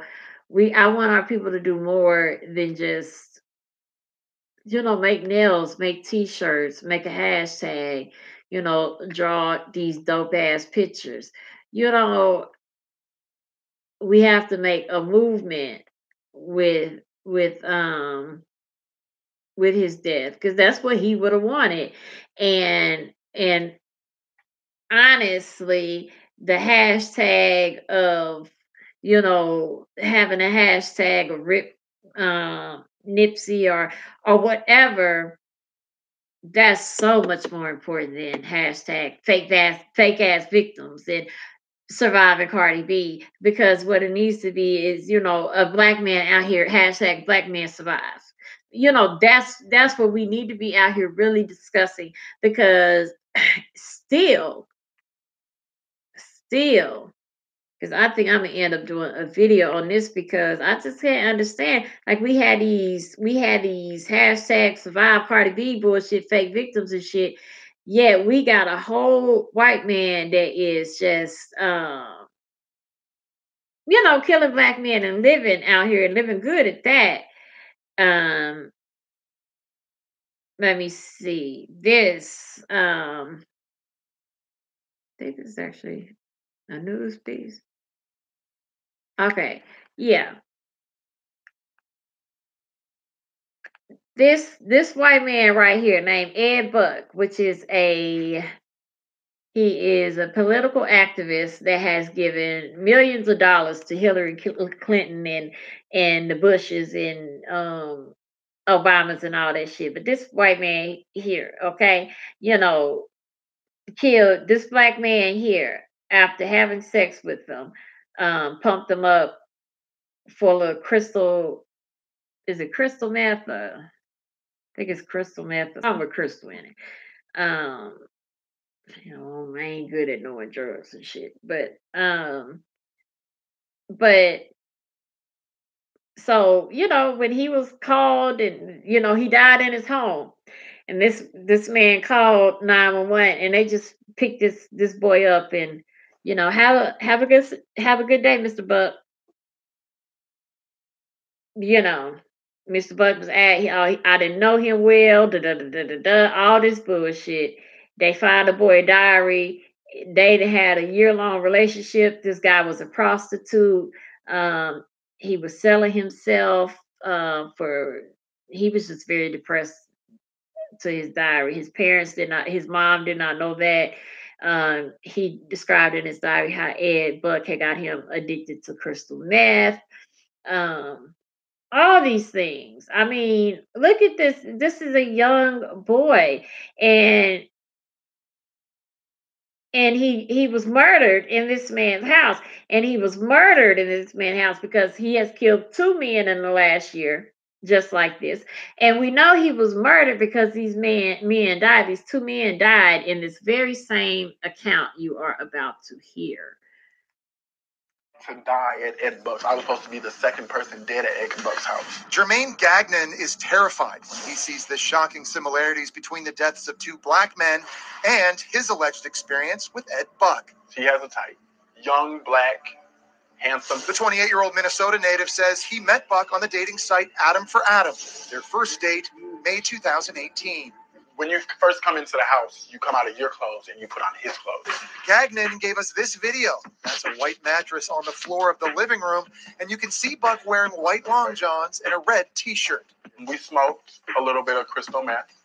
The drugs got more intense. He said, "Have you ever tried a point?" And I'm like, "What's a point?" He's like, "An injection. You inject crystal meth into your vein." He injected my arms. Gagnon says the drug made him fly into a rage, and Buck kicked him out of his apartment. Gagnon was paid between $200 and $250. I was meant to die. Now this. Okay. Okay, so this is a still shot of him as see, because in this story, with the hold up, this young man. Ed Buck. I was supposed to be the second. he see the reason he didn't die. He said they was having sex, and then Ed Buck, um, jumped on him and put some crystal meth into him. No, that's the other guy. This the other guy. This is the guy that I guess he talked into it. One guy says that he had gave him some in his Gatorade. Um, put some a guy gave him you got this guy, and then another guy gave his account. Ed Buck put something in his Gatorade. Then as he got drowsy, he jumped on top of him and gave him a shot of crystal meth. I think they said gave him a shot of crystal meth.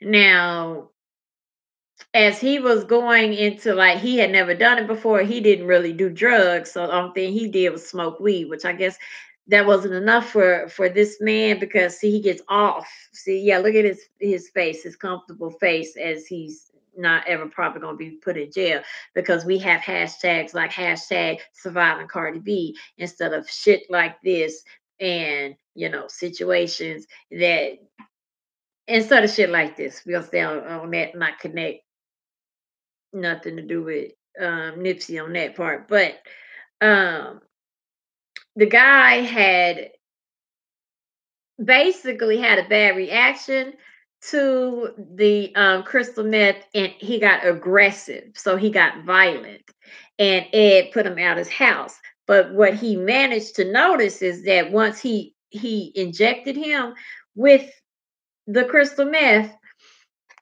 he got turned on and started fondling himself. This white man here, Ed Buck, he did. He got turned on and started fondling himself as he thought he was going into convulsions from this drug raging in his body. And then he jumped up and started throwing shit and feeling. He said he felt enraged, so he went back to his friend's house. I feel enraged. I don't know what's going on. The friend finally talked him into going to the hospital. Well, the friend stayed with him until he calmed the hell down. And then a friend talked him into going to the hospital before the shit got out their system. Okay. Now, he goes, they do a test at the hospital. They come back and they tell the man, look, man, we have to call the police. We can't let you go because this meth, this crystal meth that was in your system is entirely too pure. Okay, so if that's out on the street, that's going to kill people. So we need to know how you got it, and we've already called the authorities and all of this. Okay, guess what this man tells them? Guess what he tells them? He says, you know what? It was this white man named Ed Buck that stayed on the west side of Hollywood, in the little gay district. That was his words, not mine. I don't know what a gay district is. Well, I guess where all the little gay, wealthy men stay at. But he told them. And the ER doctor was like, man, cut it out, be honest with us. Because he's looking for, oh, I bought it from, seedy ass Johnny, the drug dealer in the corner down there, standing in the dark by the dumpster. That's what he's looking for, because this is a young black man. What the fuck else could it be? No, he told you it's this man named Ed Buck. Told him where he lived, everything. And he shot this up in me when I was laying there defenseless, drugged up from whatever the hell he put in my Gatorade. And they didn't take him seriously. Okay. They didn't take him seriously until the second body came up there. They still ain't took him seriously because he ain't in fucking jail. But they didn't take him seriously until the second body came up dead. And then this young boy, because he was the first boy. He was the first boy. Then there was another young man. And then he came out after he saw the first boy picture I showed you. He came out after he saw him. He came out after he saw him, after the news in the hospital and shit or whatever saw him. They called the other boy that said, hey, remember that guy that said that wealthy white man was drugging boys? So that means two men survived it. He survived it, and the other man survived it. you know, and they told.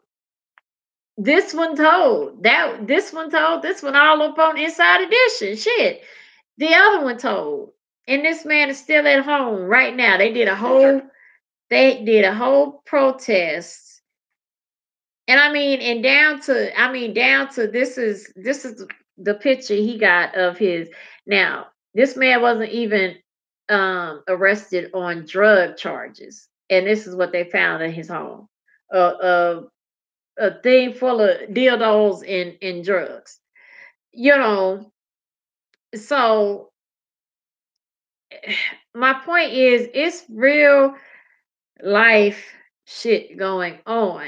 And like this post says, it's you got Jesse, which was damn near, paraded around and swore he should be put, they still talking about something, trying to come after him to pay the damn city for lying about whether he was going to get some D or not. Whatever the hell him in Chicago was lying about, because they ass was lying too. Lying asses.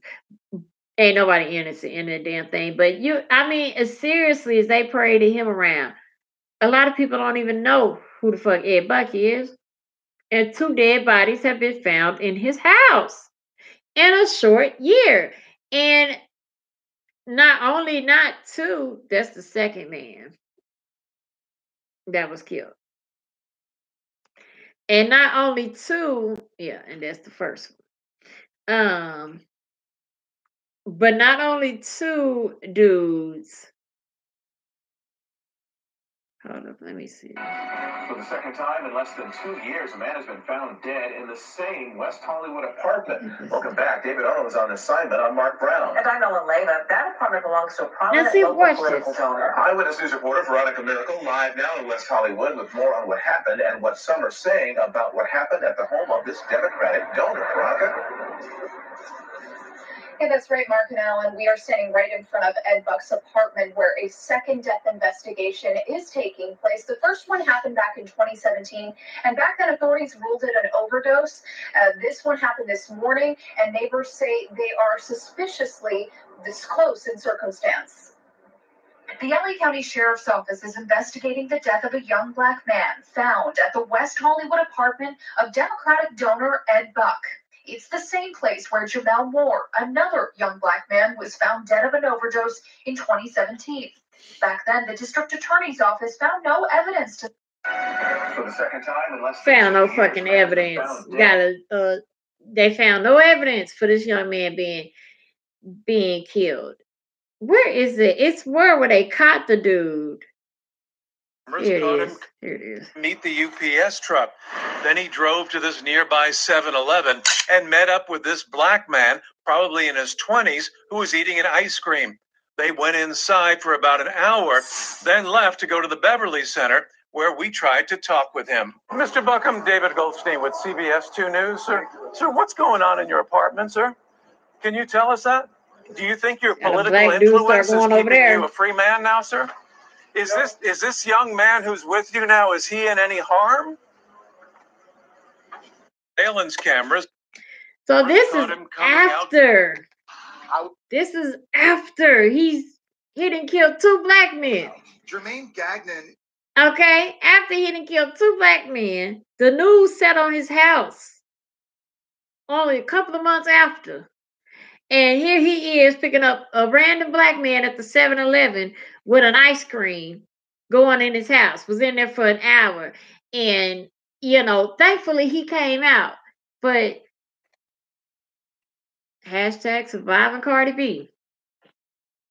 Like that, I don't know. That's I don't know. That shit just it gets to me. So Tasha said Nick and Stephen, girl. Um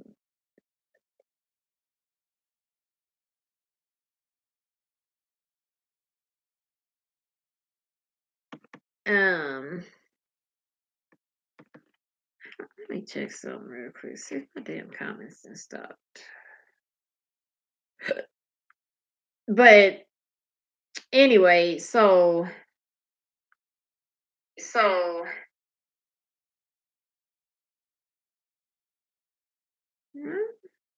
see.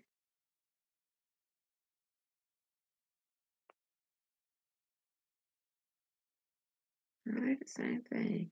Yes, had they been white boys, yes, that black man would have been in prison with the first body. He wouldn't explain the first body away, let alone two, and definitely not being caught with a third one. It's just very, very, very, very, very sad. It's very sad and very scary. And I don't know, like, what I'm saying is, I don't know if Nipsey was killed. I don't know. What they want you to always believe is that it's always, no matter how much love you get from your hood, no matter what, it's always a nigga that's right there ready to kill you. They will teach you that, so you don't trust your own people, no matter what you think. It's so and so over there wants you. Jamal wants you dead. Don't you get comfortable around Jamal. Don't you build,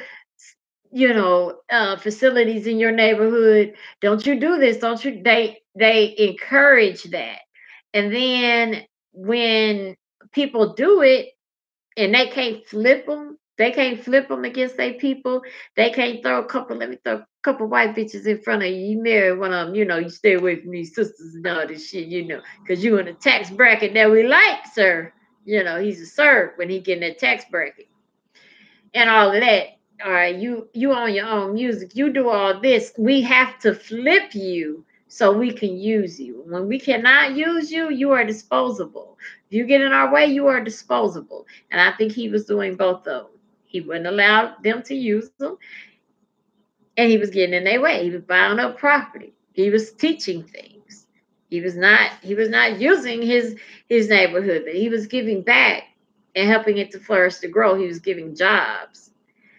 You know, he was turning people right. I ain't all the way right yet, but if you gonna fly with me, you at least gonna be halfway right, and you gonna be on my level.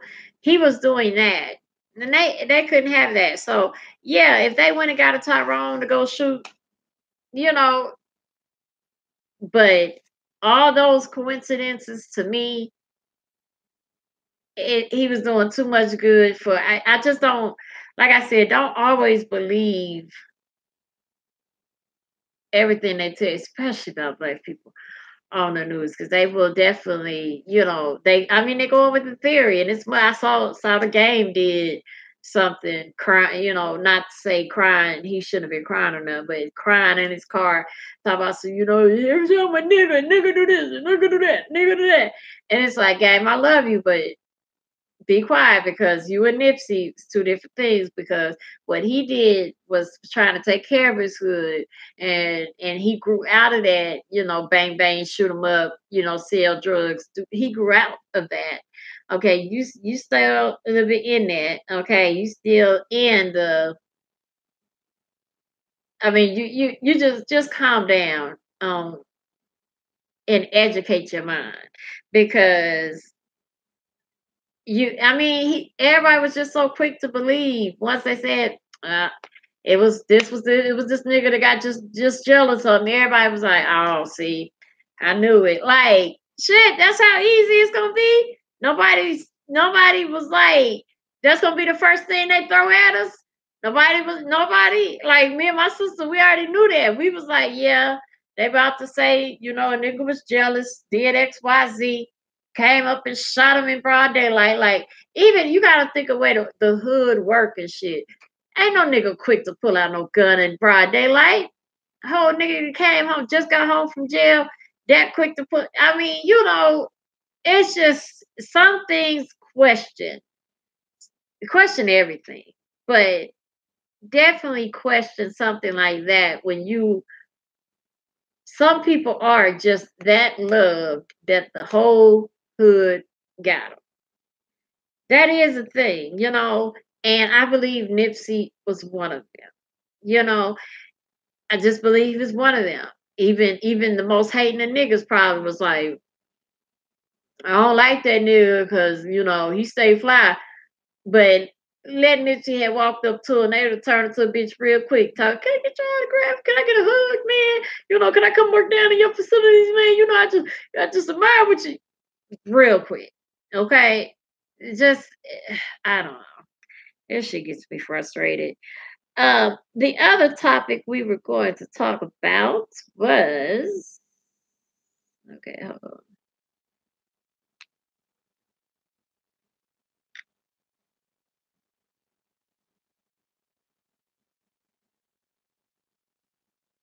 The whole shooting explanation doesn't make sense. Like I said, I ain't saw all of it. I saw it, but I ain't saw nobody break it down. And I don't need to hear nobody of I need like I asked Wax earlier, if he ain't done no video on it, do a video because I need somebody that know the way the street run like the back of their hand. Like I said, all hoods work the same. We all work on the same damn grid. Okay. It's different hoods, but they all work the same. Okay, so you know, that's just like broad daylight in front of other people, children. A dude that just got back from losing his freedom. Just he gonna give up all those. I mean, just give all that up and go do this in broad daylight. He couldn't wait till the sun started to come down. Then run up on that ninja. Like it's to be questioned. Everything is to be questioned because you got to think about how your people move. Think about how your own people move. Think about how the gang, what you know of gangs, how they move. And do you ever see gangs moving when they be on their fuck shit? Do you see them moving in broad daylight in the middle of a busy uh uh outlet mall with children around? I mean, so you just don't believe the first story you fed, especially when it's yep, one of y'all done something again. When you know the majority hood, love them. I don't know that shit is frustrating. That shit is hard to talk about.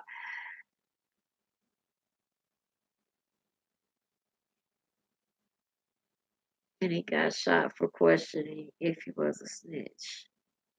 And he got shot for questioning if he was a snitch. Yeah, that's what I heard. I heard that he told the dude, to keep pretty much kick rocks because while you out early, don't come around here again until you can prove that you ain't a snitch. And that just, the guy just flew into a rage and said, fuck my whole life in entirety in it all. Fuck just, coming home out of probably snitching on somebody. Fuck all that work I just did telling on somebody in jail and shit. In order to get out, screw all that. I'm about to go kill this nigga in broad daylight to go back again. Now, not to say that Nipsey did not embarrass him. His pride was hurt. All this, he got in his fuckboy feelings. And I'm gonna go brandish a gun and start shooting motherfuckers. Not to say that he wasn't on that level to do that because that's what happened. But I just think he would have waited till it got dark to where it would have been somewhere where he wouldn't be in them cuffs so easily today. I just think his mind would thought a little bit like, no, nigga, I got a little bit to live for. I just got out that bitch.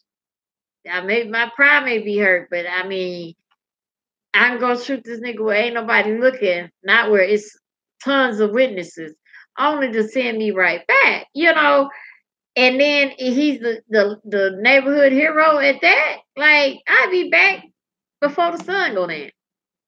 You know what I mean? So some of that, they'll feed you. They will feed you that shit And like I said, people just buy it, be like, yep, that's what happened.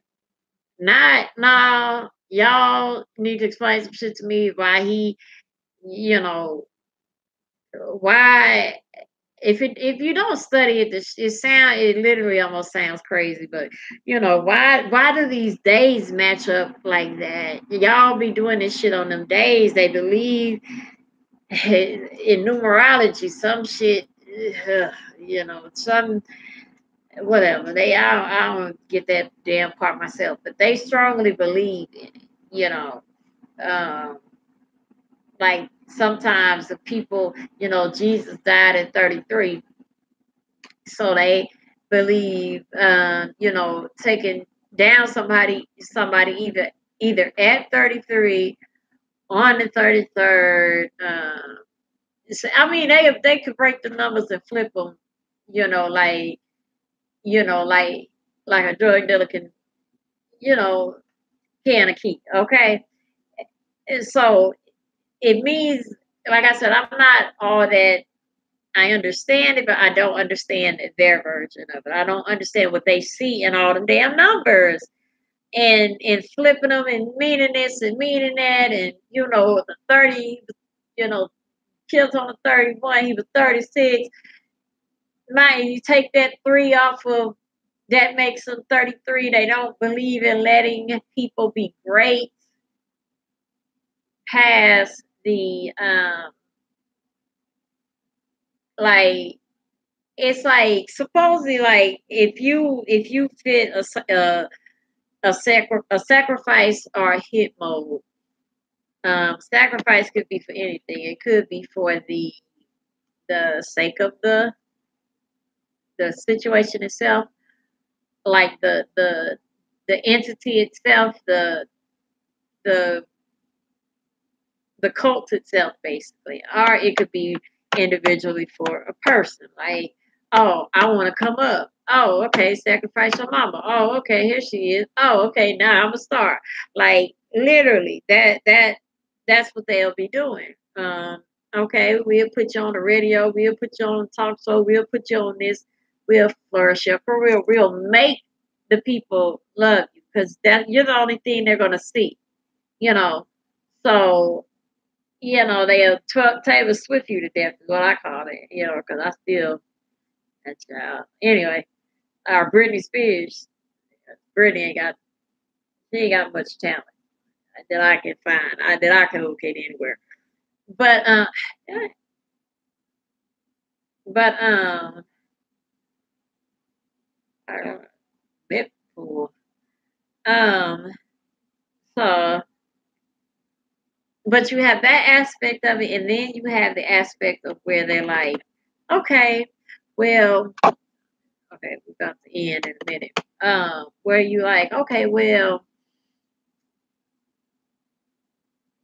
you know, no, I gave the family, like somebody sacrificed you. I gave all the occultic part of it, and then you have the great, this person is a threat to us, and they strictly believe that, like, you know, tying that 33 somewhere in there, and like I said, don't be calling me on the numbers. Y'all have to go to the channels on that. But I know he was 36 years old, and then it was done on the 31st. So you take that hits 2 3s on the 33.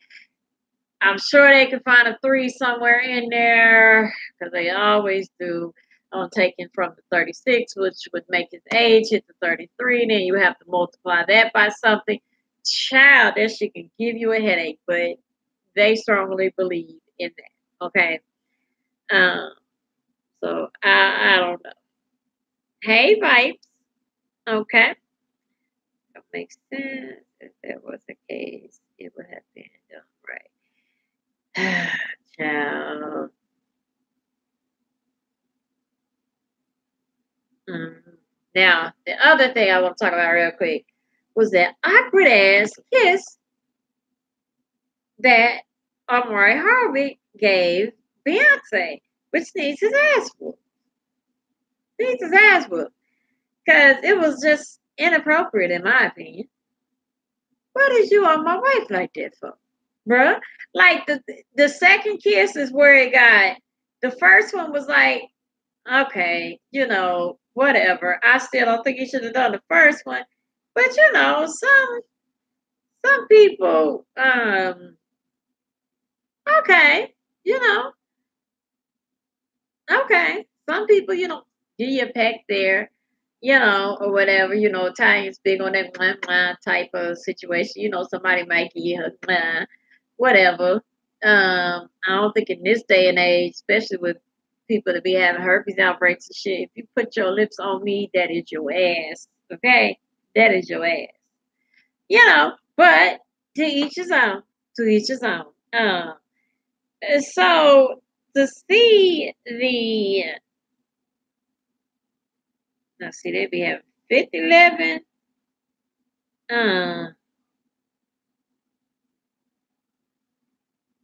Beyonce situations up here, but then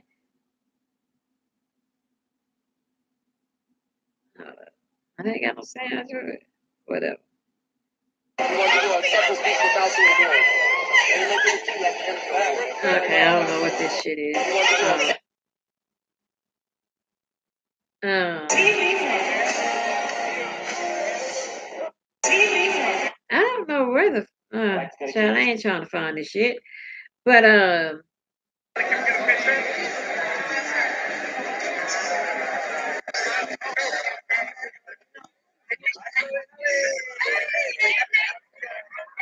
Jay-Z needs to do something to his head. Oh, and when I tell you, I would be like, we ain't going nowhere until you do something to your damn head. Like, I wouldn't be seen nowhere with him in that. No. It would just be like, Negro, if you don't get it together,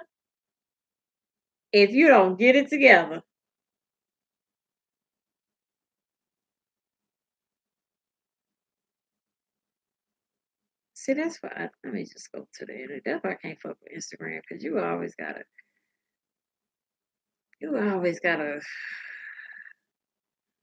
Omari.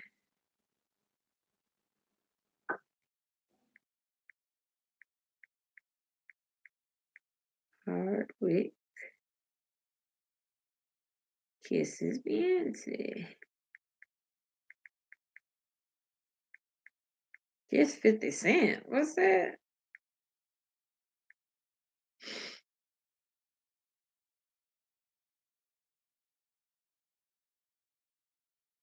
Like I said, it's just on the okay. Why the hell is that out of a minute and 35 seconds long? Let's see what the hell they got to say. They gonna do too much. Okay, when are people going to learn you don't bite Beyonce and you definitely cannot kiss her mouth adjacent? Just stay away. Actor Omari Hardwick's having a very rough morning because he had an awkward moment with her last night. This weekend, the video has gone viral and the Beehive is not pleased. They are pissed off. But again, it's a little uncomfortable to see him go back in for the thing. It's what is happening? She talked too fucking much. I ain't find one where it just ain't got all that talking and she getting on my nerves already. See, it's just like when I just want the video, people. That's it. Just want the video. Just want the video.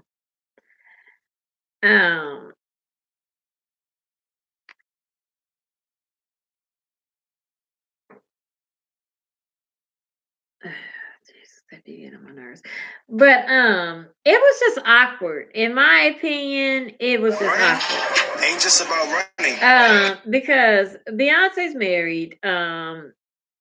Beyonce's married and Beyonce's married. That right there. And then Omari is married. He married to that little manly woman. Because that's a man. And I love me some Omari Hardwick. I ain't even gonna let that man is just sexy and fine as all get out. But his wife is a man. I don't care what nobody says. That is not no woman. And not because she's No, that's it. I just don't believe that's whew, that I don't believe that's a woman. No. She just looks a little strange, okay? Um, a little manly, all the way, a lot manly. So, Let them look. yeah. Anyway, so the kiss was awkward because it, started off back here, then it gave one like right in this area. And it right here is the fold of my mouth, right? Okay, now if you kiss me, back up in here, I want to hit that lump. Hold on, back up in here, Okay, we come jaw to jaw. What you're supposed to do is this is supposed to be Beyonce cheek, and this is I'm Omari, and he's supposed to do it, mwah, cheek to cheek, mwah. That's what you're supposed to do, mwah. Again, mwah. Okay, you put them cheeks together, and then you mwah, and you pull apart. Why are you doing mwah? That's how you do that. You do not turn, then mwah. You don't do that. And then you don't go down the cheekbone and get all up in this area. And then mwah, me again. So if you have except the whole word. If you have the back of the cheek up here, and right here is just like this right here on my mouth. This right here is the lips, the same thing. Okay, so this is the cheek, and he was supposed to, mwah, that hug, mwah, okay, but you didn't, hug, mwah, and then you come down and you, mwah, again, like, what was she supposed to do? She handled it very well because I would have just been like, I would have froze at that moment because I don't know, with my husband being right there, I'd have froze because I don't know if he about to show his ass. I don't know what he saw, but I that was too much. And it's not because y'all know it ain't because I ain't damn about to be in Beyonce. But that was too much. I don't think he should have kissed her with him being a married man and with her being a married woman. You do that air kiss, bro, and you keep it pushing. I don't think for those reasons, y'all got spouses and spouses might not understand that. And so you got that. Then you got, like I said, I don't know where your lips been, bruh. I don't know if you got the herpes outbreak and all that shit, bruh. Like, and you all in the fold of my lips, put my shit in danger, man. Hell no. Stay over there with that. I don't know with that.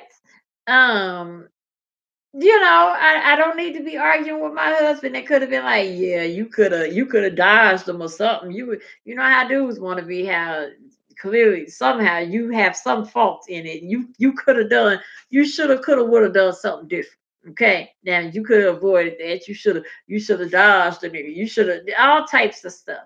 But whatever it is, he was out of place, and it was uncomfortable. It was uncomfortable to watch. Beyonce was uncomfortable. Um,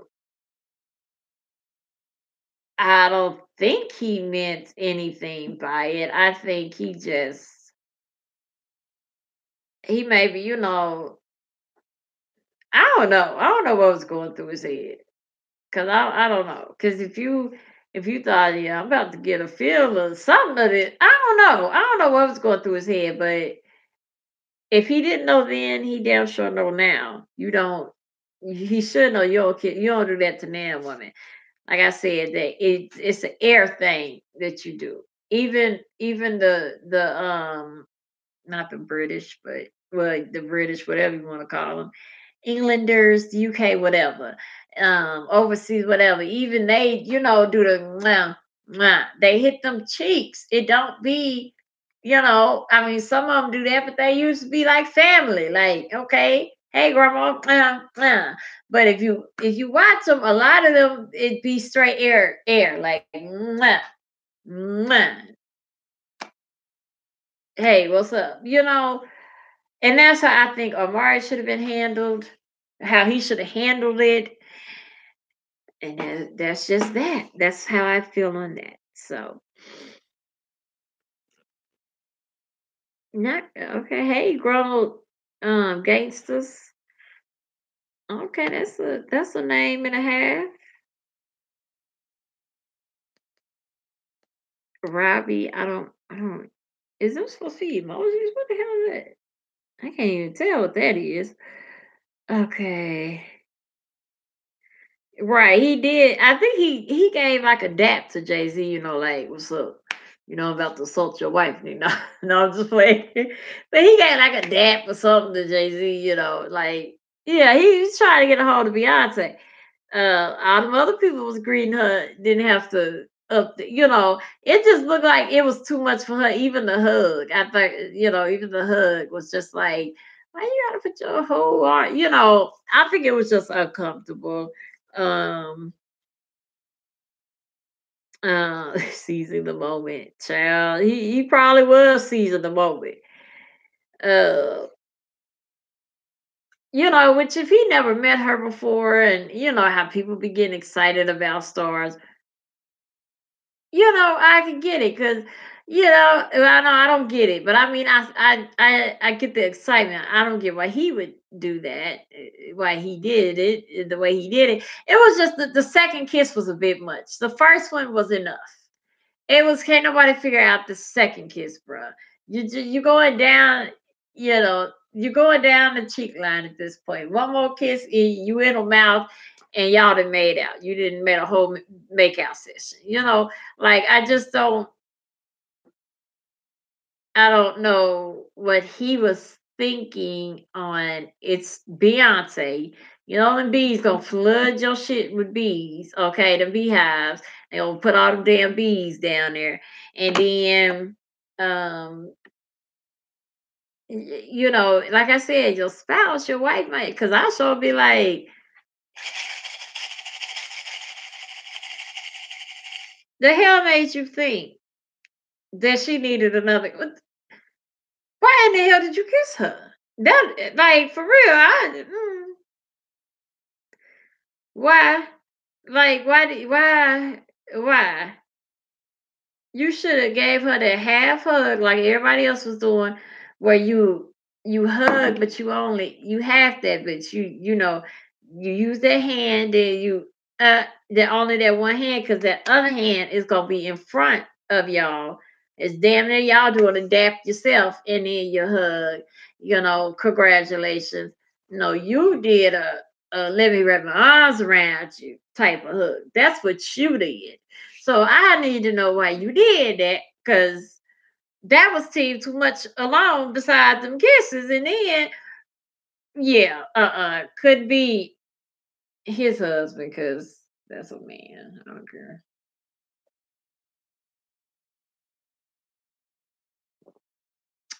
I don't care what nobody say. I just don't believe it.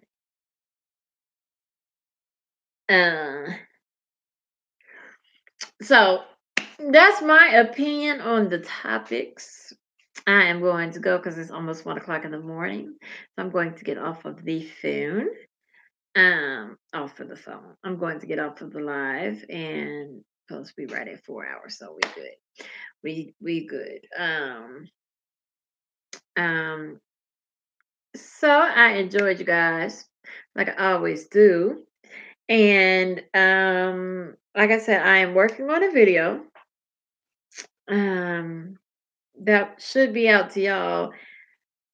I'm gonna take my time with it because I really want people to really get it, and it not just be a petty fest, but I want people to understand the situation and it all. So to make that long story short, I don't know when the hell you're gonna get it, but you're gonna get it. You're gonna get it. You best believe you're gonna get it. And yeah, that's it. So I am going to go. Let me see. I'm going to go. Oh, let's see, hold on. Good night, how I see it. All right, good night, guys. I'm here.